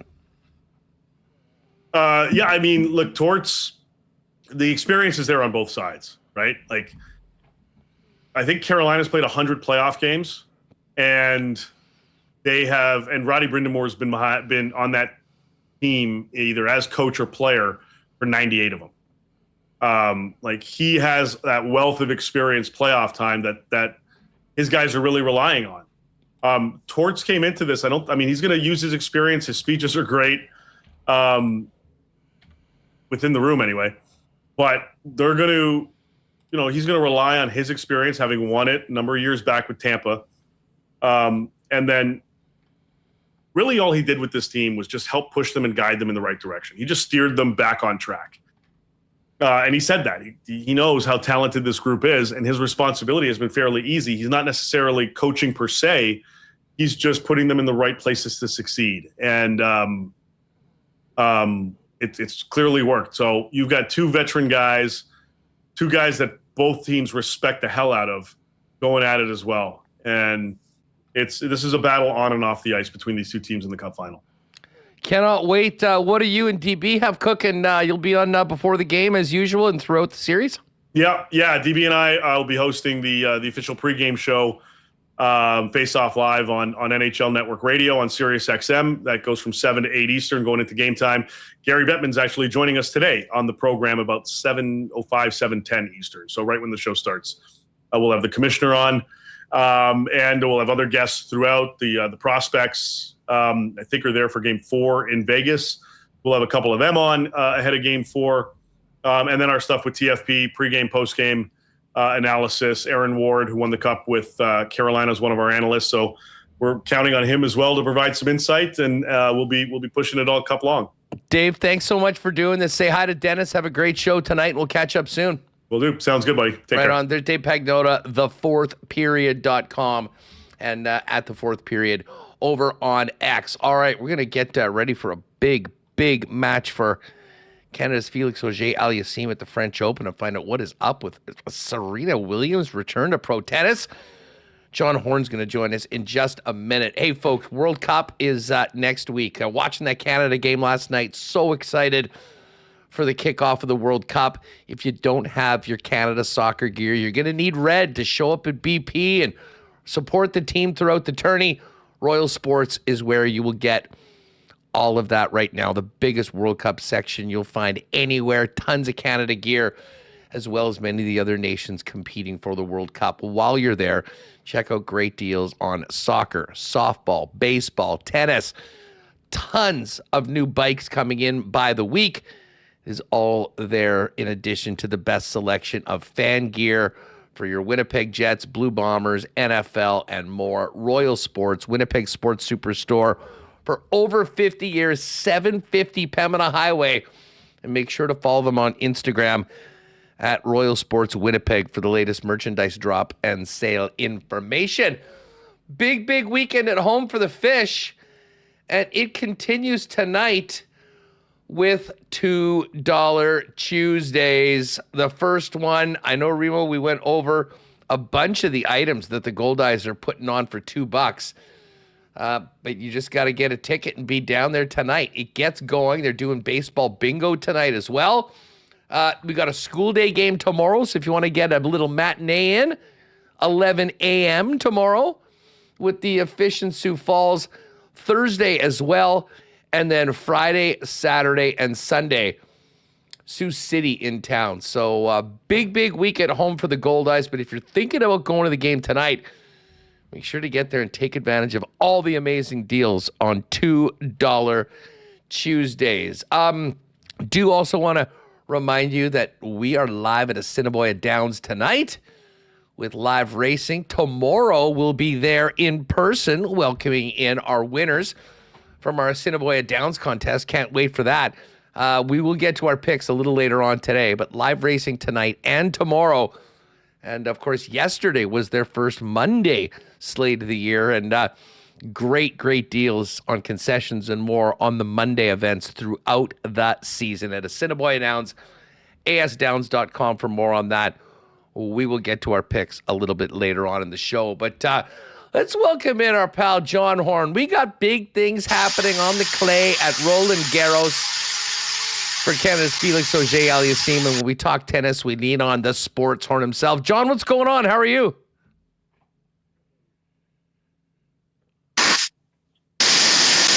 a little bit of an audio issue here. Having a tough time hearing you.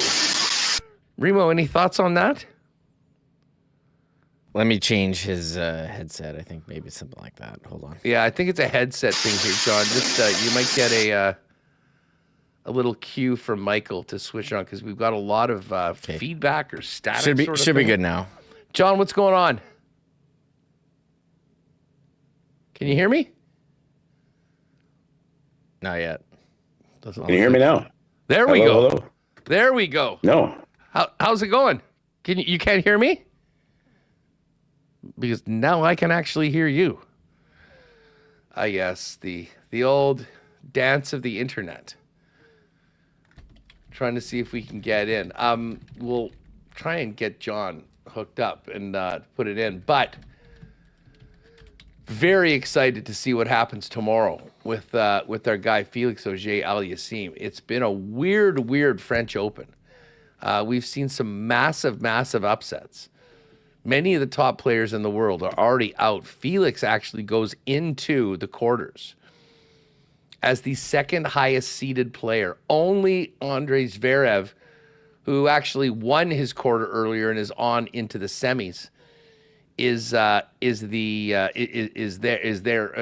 higher seed than Felix Auger-Aliassime. And man, there's a lot of Italians here. All Italy matchup between Berrettini and Arnaldi in one quarter. Felix going up against the number 10 seed Caboli. That one's about a pick 'em at Coolbet right now. And then right now on court, the 26 seed Mensik going up against the Brazilian Fonseca. So those are going on right now. And then a little later on, the other two quarters, including the one involving Felix Auger-Aliassime of Canada. All right, we've got a different connection now. Let's see. Let's give it another crack here and see if we can talk to and hear John Horn. John, what's going on? Can you hear me this time? Good stuff. Good stuff. There we Loud go. and clear, my friend. How are you? Yeah, the headsets, forget it. There's no point. No doubt. Great to have you back on the program, man. This has been a really, and I would say the French Open often is the outlier of Grand Slams. The court is significantly different than the hard courts or the grass. But even with that, man, has there been some crazy upsets throughout this tournament, starting right in the first couple rounds. Yeah, I mean, look, it's been a really good tournament. The French Open sometimes gets a bit of criticism, and we've heard some of the reasons why this week with a number of topics. We might get into those a little bit later, I'm sure. But you know what, this year has been a fun event. You know, there's a lot to be said for, you know, in the men's draw, especially having Jannik Sinner and Carlos Alcaraz battling it out just like they did last year for almost 5.5 hours. So the thought is always, well, you know, if they're not playing in the final, then how good is the tennis really going to be? But you know what? Carlos Alcaraz not playing in the tournament, Jannik Sinner out in the second round. And man, we've seen some good tennis on the men's side and the women's side this year. Been a lot of long 5-setters. There's been 3 matches over 5 hours. Some dramatic moments, some nice camaraderie, some controversy. There's been a little bit of everything at this tournament this year, and it's been an exciting tournament so far. There's still lots to come, but so far we've seen a lot of players who you may have known, some players you maybe have never heard of, some going deeper into tournaments than many expected. And you know, maybe we'll see some first-time Grand Slam winners this year. It's highly possible, and we know we're going to see that on the men's side for sure. Maybe even on the women's side as well. Yeah, I mean, exactly. I mean, everyone looking for a slam on the men's side of things, and I guess we got to focus in on our guy Felix. He was the 4th seed in this tournament. Started off in the first round with a near-death experience. I mean, he was deep into a 5th set tiebreaker that he survived, and then has sort of really rolled on. And listen, there have been so many players that have been pushed. I think maybe it might have been a good thing for him to get that test in the first round. Tell us a little bit about his path to the quarterfinal and the matchup against the 10 seed, the Italian Caboli. Yeah, well, look, as you said, it certainly hasn't been easy for Felix. You know, I would say that the draw he's had so far has been quite favorable. But his first match was definitely a tough one, playing against a player that is a tough player, 7-6 in a final set match tiebreak. As you know, in the 5th set at the French and in all the slams now, it goes to a 10-point match tiebreak instead of a 7-point. So he managed to escape there out of the first round and got a couple 4-setters mixed in there. And, you know, his last match was probably his easiest one in straight sets. So a little bit more rested than he was earlier in the tournament, struggled maybe a little bit to get here. Felix is not really one, though, to sort of cruise through matches. You know, he's one of those players who sometimes battles through players, you know, that aren't quite as good as him, but he struggles at times. He'll go through these lapses where, you know, he loses his concentration a little bit, sprays a few unforced errors from his forehand side, and that's what we've seen at this tournament. But, you know, he's the highest seed in his portion of the draw, and, you know, having certain players go out early has been beneficial. It could be beneficial for him. I think he's got a shot to possibly win this title. Flavio Caboli, a really strong player, Italian, one of 3 Italians in the quarterfinals. Funnily enough, one of them isn't Sinner, which is kind of weird, which tells you how strong Italian tennis is right now. On the women's side, too, is really strong as well. But you know, he's never beaten Caboli. They've played twice before, a couple years ago, both on hard courts. Lost both of those. Caboli's a really strong player, really good clay court player. So this is going to be a tough test for him. And I think that he could win this match. There's no reason why he couldn't. They're going to play in the afternoon tomorrow, so it's not, you know, early. The weather in Paris today has been horrendous. They've had hail and rain, which has been a complete contrast to the majority of the tournament, where it's been a heat wave. And as you know, in Europe, especially in places like Paris, there's like zero air conditioning there. So you're battling through the heat when you're staying. Sometimes even at your hotels, they don't even have the air conditioning. I'm sure the tennis players get the air conditioning, but the scrubs like us, you get stuck in hotels where there's no AC. So, but it's certainly a good opportunity for him. He's got to the quarterfinals for the first time here at this tournament. He's the first Canadian player player, man or woman, in singles to get to the quarterfinals of all 4 Grand Slams. So that's a pretty cool accomplishment to be able to do that in singles. And I think if he can get through Kaboli, he's got a shot. And Zverev, I think, is the favorite right now. He's the guy. He's kind of like the Phil Mickelson of golf from a bunch of years ago, the best player to never win a major. But I think Zverev is probably the favorite. It's his tournament to lose. But I think Felix, if he keeps playing well and is consistent and, keeps his ball in the court, serves well, he's got just as good a shot to hoist this trophy. And what a moment that would be. It's funny. I mean, obviously Zverev is likely will be the guy. I mean, he's going to play the winner of this Mensik-Fonseca match. I mean, both brilliant runs, late 20s seeds. So like in the top 32, but, not top 10 seeds like Felix or Zverev is. But that's an advantage. That's an advantage for Zverev in the fact that he's playing 2 players who haven't been at this point in their careers, like Fonseca and Mensik are both great young talents. That match is on right now. Mensik's up a set. You've heard probably about Fonseca, maybe not so much about Mensik, but Mensik's beaten Djokovic before, won the title in Miami over him. He's a really strong player. But I think that the experience for Zverev is going to help, and he's had a much easier time than Mensik and Fonseca have. Both those guys have battled through a lot of long matches and tough matches. So, a lot of it comes down to at this point too, as to how much stamina you've got left in the tank. You got to win 7 matches, and usually you find the players who've played 5-setters and 4-setters end up not having enough in the tank against players who cruise in 3 sets. Well, it was a good thing Felix did cruise in 3 sets in his last matchup, which was a nice change up.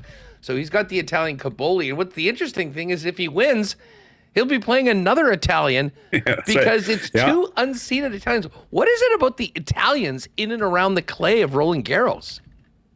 Well, Italians are generally pretty good on clay. That's usually their best surface. When you grow up in Europe, a lot of parts of Europe, whether it's Spain or Italy or in Czechia, most of the courts there are clay. That's what you grow up on.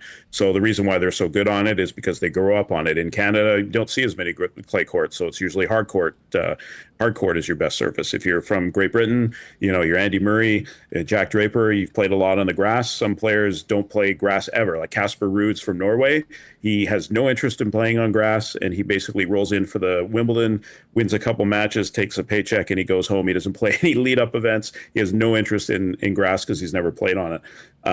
But in terms of the Italians, that they're just good clay court players, and playing on clay is a lot different than playing on hard, and it's a lot different than playing on grass. It's a lot slower. There's a lot of sliding, as you've seen. The points can be longer, a lot of strategy. Sometimes, depending on how the weather is, will affect the court and how slow or how fast it plays.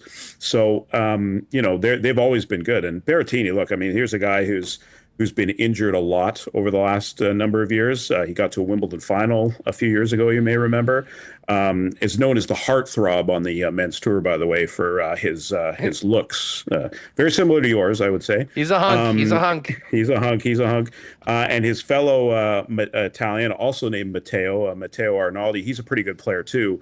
And both these guys have played long matches, though. This is why I think Felix has got to be favored moving forward. If he can get through Kaboli quickly, I'm not saying that's going to happen, but if he can, Berrettini and Arnaldi, they're going to battle it out. They've been playing long matches. Each of them have played a 5-hour match. Berrettini won a 5-hour and 26-minute match. Arnaldi had a 5-hour and 26-minute match. Berrettini a 5-hour and 13-minute match. So, Felix can get through quickly, and those 2 guys battle out, maybe go 4 sets. Then again, you got to favor Felix just stamina-wise. Quickly, just over on the women's side, it seems like it's Sabalenka. She's a big favorite in her quarter.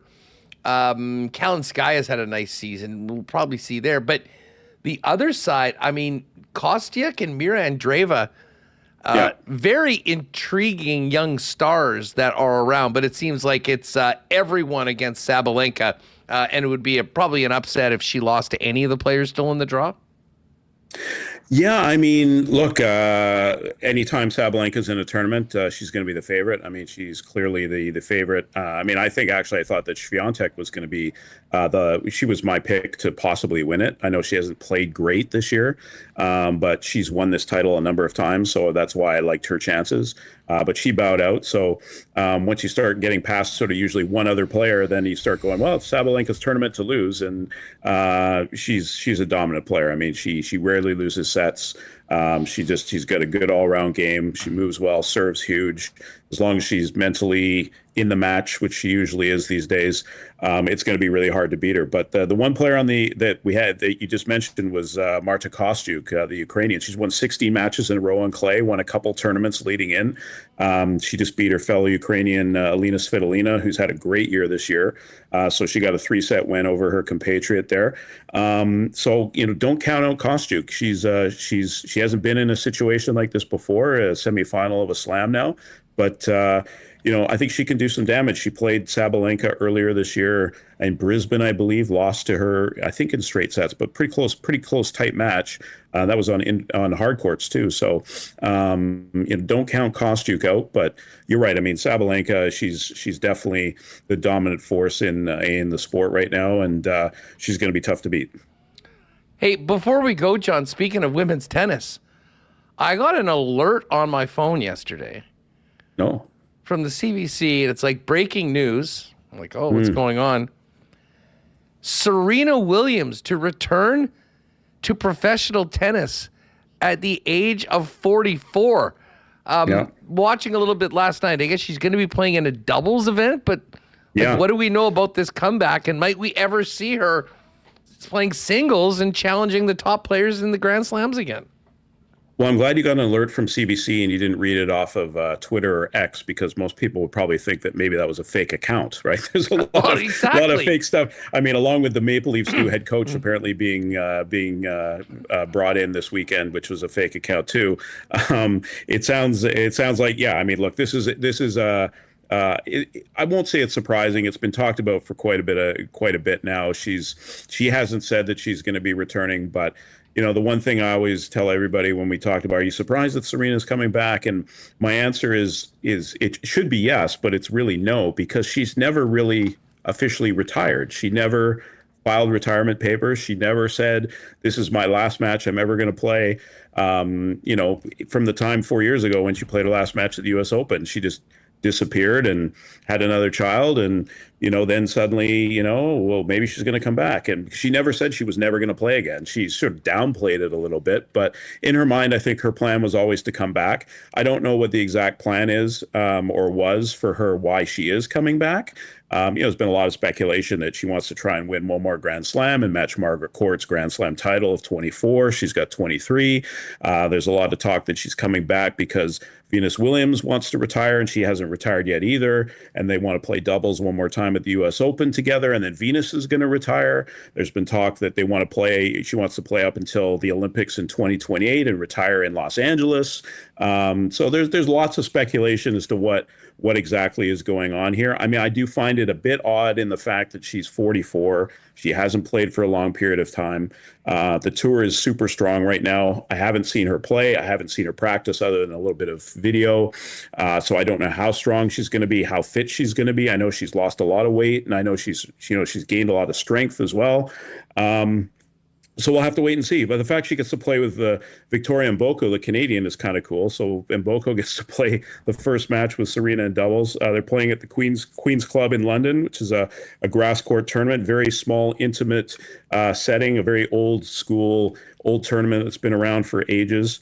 So it'll be cool to see her back. I mean, I think, when you look at the pluses and minuses, there's more pluses than there are minuses, as long as, she plays somewhat all right. I'm not expecting her to win Wimbledon or anything, but it's nice to have her back, and it's good for the sport. And, she's considered the go to women's tennis. So it's going to draw eyeballs, and it's going to draw attention to the sport, which ultimately is not a bad thing. Anytime any sport has a player who comes back, whether Tiger Woods comes back in golf or anybody else comes back in the Olympics, or a hockey player comes back or whatever, people are going to have interest in it. So it's good for the sport overall. John, great stuff as always, folks. Set your alarm tomorrow, 8 a.m. Felix Auger-Aliassime going up against Kaboli for a spot in the semifinals of the French Open, looking for his first Grand Slam victory. John, thanks so much for doing this. Let's catch up again soon. You be well. Always enjoy coming on. By the way, one last thing I just wanted to throw in there. I saw you had Stu Johnston on earlier, the CFL Commish. Yes. Funny story. A really good buddy of mine from Vancouver who I grew up with since I was like 3 years old. We've gone through everything together, and I've known him for like 40 plus years. He hired Stu Johnston as his first employee back when he was in his 20s as a eyeglasses salesman. So my buddy hired Stu Johnston as a salesman back in like, I don't know, that would have been like 1995 or something like that, I would think. Well, he's so done from the, eyeglass salesman to commissioner, not too bad. Yeah, Not too lots bad. going on with Big Stu heading into the opening week of the Canadian Football League, and certainly he's done a lot of things early on in his tenure that has polarized some of the fans. But I can't wait to just get the game back and get things on. It kind of feels like it's summer. The CFL's back, hockey's about to be finished, and the Grand Slams are rolling on the tennis scene. And we'll get together and preview Wimbledon as we get closer to the big event over in England. John, have a great one. Thanks again. Sounds good, guys. Always enjoy coming on. Take it easy. Give him a follow on X at SportsHorn.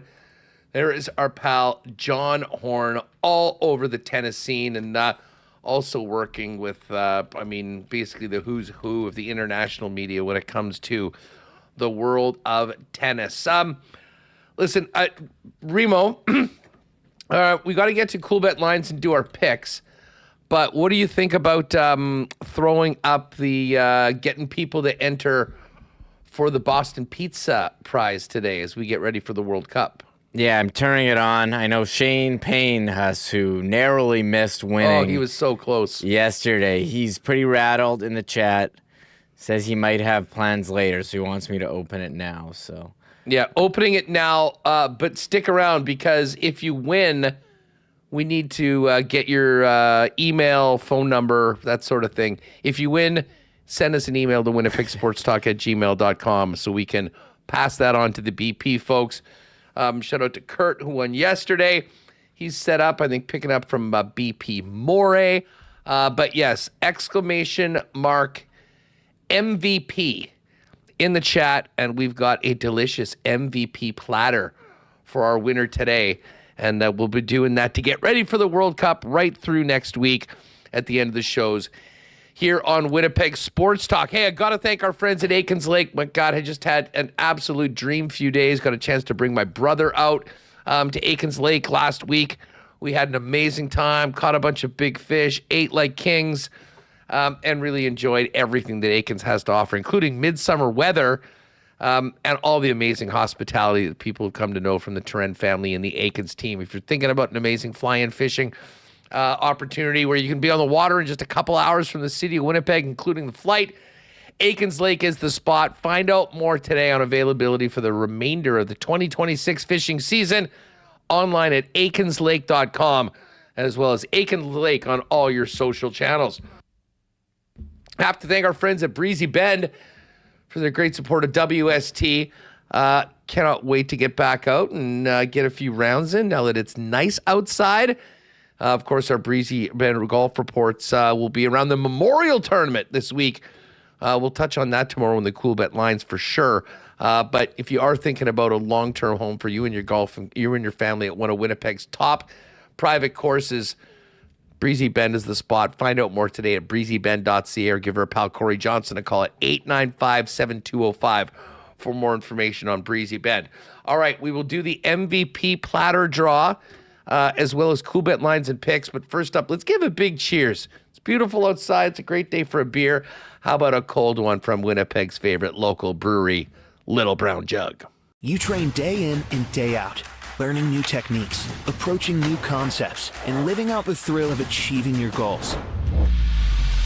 Building a craft beer is no different. While you spend your hours on the ice, we spend ours here, brewing our trademark beer. Again, and again. Here's to pushing the status quo and challenging ourselves to build something memorable. 1919 by Little Brown Jug.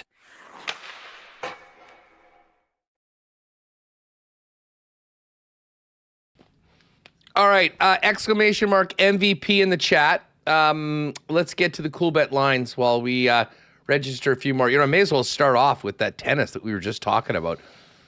So Felix is a slight dog in this matchup, despite being the 4 seed, Caboli the 10 seed. Felix is basically even money, minus 101. Caboli minus 111 to move on to the semifinals. So a pretty good number on Felix. I'm excited to see that match tomorrow and hope that he can get a win. Probably have a little piece of it. So we'll touch on that. If you've missed, I mentioned this at the start of the show, but this is CFL Week 1. We just did the new CFL 110 today. Please check it out. Leave a comment. Leave your takes on the upcoming season over at the YouTube channel. But we do have the free CFL Pick'em contest for the season. You're going to want to get in for Week 1. You don't want to start behind everybody. Go to CoolBet. If you don't have an account already, just make one. And then if you go down to the bottom left of the main page, click on under sports, you'll see CoolBet League. Click on that. And then right there, you see win the 113th Grey Cup experience with Winnipeg Sports Talk. Make your picks. As you can see, Remis, you can click on that. You go and make your picks with points, predictions for each of the 3 games, and then lock them in and just come back. The top scorer every week is going to get a $50 CoolBet credit. But we're going to be compiling your scores throughout the year. And whoever wins is going to have tickets, hotel, airfare out for an amazing Grey Cup weekend in Calgary at the 113th Grey Cup. Just another one of the amazing promos and contests with our friends at CoolBet. So get over to coolbet.com. Make sure to get your picks in the WST Pick'em CFL CoolBet League in time for CFL kickoff on Thursday. We went through all of our picks today for the first week in the Canadian Football League at CFL 110. So go there and we can tell you about it. We will tell you that Montreal is a 2-point favorite in Hamilton. The Bombers are a 1-point favorite on the road in Calgary. And, we've got a little line movement here. This was 3 earlier today. When we did CFL 110, Edmonton was 3.5-point dogs and plus 155 on the money line. That has now moved to plus 3 and a plus 140. I think maybe some of the lock shoppers might have gotten a sniff that CoolBet had a great line on the Elks and made that happen. CFL futures are all up. We go through that as well. Bombers 6-1 to win the whole thing. Riders plus 625. Over to the Cup final tonight. We've got the Canes minus 150. Vegas Golden Knights plus 128. The total for the game tonight is 5.5. Series price going into the game. This hasn't moved over the last couple days. Carolina minus 152. Vegas plus 125. I think this should be closer to a pick'em. I'm going to put a little sprinkle on Vegas, I think, to win this. I do like tonight, if you're looking for a prop, I love what Dorofeyev is doing right now. More than 2-1 to score. I'll take a Pavel Dorofeyev goal tonight. And I'll be honest, I'm looking for a big series from Seth Jarvis. Jarvis is 2-1 to score tonight as well. Full options for the hockey, the series bets if you want. Get them in before everything starts. And of course, tomorrow we'll hit the NBA final, which begins in San Antonio. San Antonio, a big favorite against the New York Knicks. It's all waiting for you over at coolbet.com. Again, make sure to get in our CoolBet League because we have a trip to give away to the Grey Cup, and I know there's Bomber and CFL fans in our audience that would be perfect recipients of that. So get on now, make that happen, and we'll look forward to compete against you all season long. All right. Remo, we have to do our horse picks, but do we want to do why don't we do the wheel first, and then we'll roll through what we've got cooking for Assiniboia Downs tonight? Sure, yeah, I got my horse selections in there. Huss actually had a pretty good night at the track yesterday, my best night of the season. So I'm back. Not back in the green, but I am back picking winners like I did yesterday. And we do have 3 nights this week, yesterday, tonight, and tomorrow, and we'll be there at Assiniboia Downs. So Yes. very excited. And special programming note, we'll also be live at the Al Delane Memorial Golf Tournament with Rick Delane, who's got our logo on his race car again. The WST car. This year. Championship model and edition as he won again. Here. Did you see it this year? I posted it on the stream. Let's see. Rick Delane Racing on Instagram. Check it. You saw the car this year, did you? It's so cool. Like, Yeah. I feel like sometimes we take for granted that we have this sweet so car awesome with our logo on it. We're not only just competing, but winning races. Yeah, the WST car gets into the winner's circle. Thanks to our guy Rick. So we'll have Rick jump on the show for a few minutes tomorrow to join us, find out about the racing season. But yeah, we'll be out little on location show tomorrow out at where is it? Scotswood? We're going out to Elm Creek. Scotswood. I've never been. Putting a few miles on tomorrow because we're going to be heading out there and then of course coming back and then be at the track tomorrow night, which should be a lot of fun. All right. Here's everyone. By the way, we're going to do one of these each day for up until World Cup. So this week and next week, the only one rule is we're going to do all different winners. So if you have won one of them over the course of this week, we won't have any duplicate winners. Put it that way. It's an easy way of putting it to happen. All right. So anyways, shout out to Mr. Jolson, who won yesterday. Remo, let's fire it up and see who's getting this delicious MVP platter from Boston Pizza.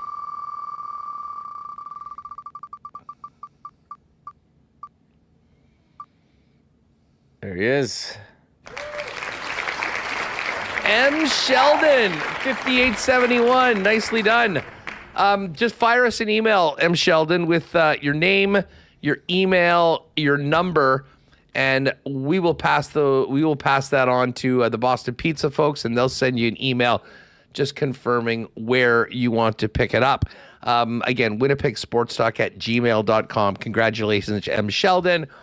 We will do it again tomorrow on Winnipeg Sports Talk before our horse picks. All right, Reem. You were the big winner last night. Why don't you roll out? All I had was Pick and Riffs got scratched.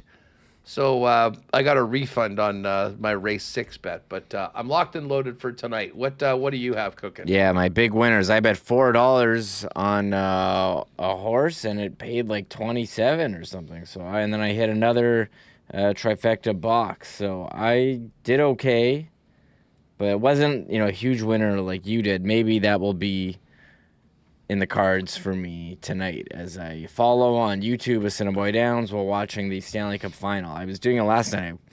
We're talking about Del Vecchio, who was a big underdog. It was like 10-1, finished second. I was cheering it on while watching the Mariners game late last night. So if you want to bet with us and you can't make it out to the track, hpibet.com is where we do all our picks for the track on this interface.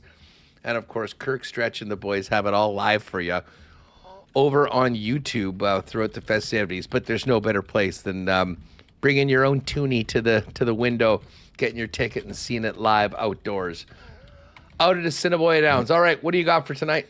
Yeah, and Bobby B is asking about our Gold Eye Patio Party. Those tickets will be on sale tomorrow morning. Subscribe to our newsletter. It'll come out in the newsletter saying, hey, they're on sale.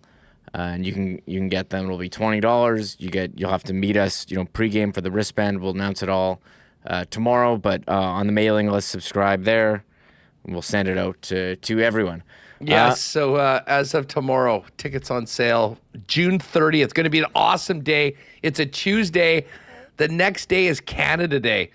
So you can maybe stay out a little bit later, have a good time with all of us for the WST patio party. All right, Reem.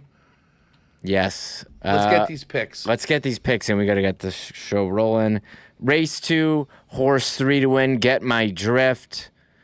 It's the second on the program selection, AI Smart Picks. I'm going with Get My Drift there to win. And I've got 2, 5, 6, 7. Race 5, I'm picking an exacta box. 4, 7, Dreaming of Kona. I mean, who isn't dreaming of Kona these days? And what's the other one? 7, CPG. That's an exacta box. They are 1 and 2 on the program selection, AI Smart Picks. Race 6, just picking a winner. Horse 2 to win. What's Shaken? Going with a longer shot here. What's Shaken? I like that one. And trifecta box on race 7, 2, 6, 7. I've got Moonshine Boogie. That is my longer shot. 7, the big favorite, Starship Paradise. And 6, Trish. So I'm trying to hit it big here with my trifecta box on race 7. That is it. Nicely done. All right, I'm starting off in race number 1. I'm going to throw it down on number 5, High Miler to win. Try and get a win right out of the gate in the first race. I'm not in on race 2. I'm not in on race 3. But in race number 4, I am putting a win bet on number 4, Prince Money. And then we're going a $1 triactor box on Prince Money, promise code, and 7 is lifelike. So 4, 5, 7. Those are the AI Smart Picks for the race. Race number 5. I am in on number 7 to win, and 7 is CPG, and then I'm going Dominant Spirit, exacta box 2-7, Dominant Spirit and CPTG. Race number 6, I have a triactor box 2, 6, 9. So that is What's Shaken, as well as Ghost Hero and Taillights. And then finally, I had a couple bucks less. I have a weird triactor box on this one. I had $4 to spend, Remo. So I'm taking 7 to win with 2 or 6 in second. So 7 with Moonshine Boogie or Trish in second, and then 2, 5, or 6 in third. Moonshine Boogie, Golden Chiro, Trish. But I need 7 to win. And then a combination of those. That was a $4 bet. So I got all that in, loading up for tonight.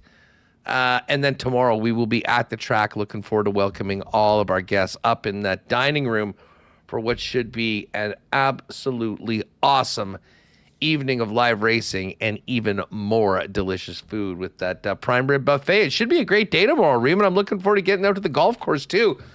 Seeing Rick Delane and all the supporters of the tourney and getting together with you and Connor. Yeah, I mean, it's summer now. We're into June. Weather's good. It's nice to be outside, sitting on patios, enjoying beverages. It's fantastic. So this is going to be a fun month coming up. Goldeye's here this week. The Downs, Bomber, home opener, golf tournaments. Lots to get to. Yeah, you know it. Tomorrow on the program, it's going to be a great one. Justin Dunk. Yes. We'll talk CFL. Murata Tesh. We will talk Jets and the Cup Final. My pal Kirby Shep, head coach of the Bison men's basketball team, just had an incredible, massive program-changing donation. So he's going to tell us about that and what that means for Bison men's basketball moving forward. And we'll also lean on Curb for some insight. He's one of the best that we can talk to when it comes to hoops. His thoughts on the Knicks and the Spurs that get going tomorrow in the NBA Final. We'll have Rick Delane jump on the program as well at some point from the tourney before we head over to the Downs. That is going to do it for us today, gang. Thanks to all of you for hanging out. Congratulations again to M. Sheldon on that win of the MVP platter. We'll do it again tomorrow. And of course, John Horn, Dave Pagnotta, and the commish, Stewart Johnston, as we get ready for week 1 in the Canadian Football League. That is going to do it for us today, gang. Huge thanks to all of our sponsors. Once again, congratulations to our friends at Princess Auto on the grand opening of that new flagship store. Waiter said his brother went by there. It was amazing. They had burgers and beer there. Sign me up. That sounds like the sort of store I could spend a lot of time in. Maybe we'll have to check it out later on tonight. We will get out there for a show very, very soon. For Michael Remis, I'm Andrew Paterson. Don't forget, if you want more WST, CFL 110 was live this morning. Go and check that out. Leave a comment and a thumbs up for it as well. Have a great one. Enjoy game 1 of the Cup Final, and we'll see you tomorrow, 1 o'clock, right here on Winnipeg Sports Talk. Oh, my God! Shut it down! Let's go home! Thanks for tuning in to Winnipeg Sports Talk Daily. Make sure to subscribe on YouTube and your favorite podcast feed at winnipegsportstalk.com.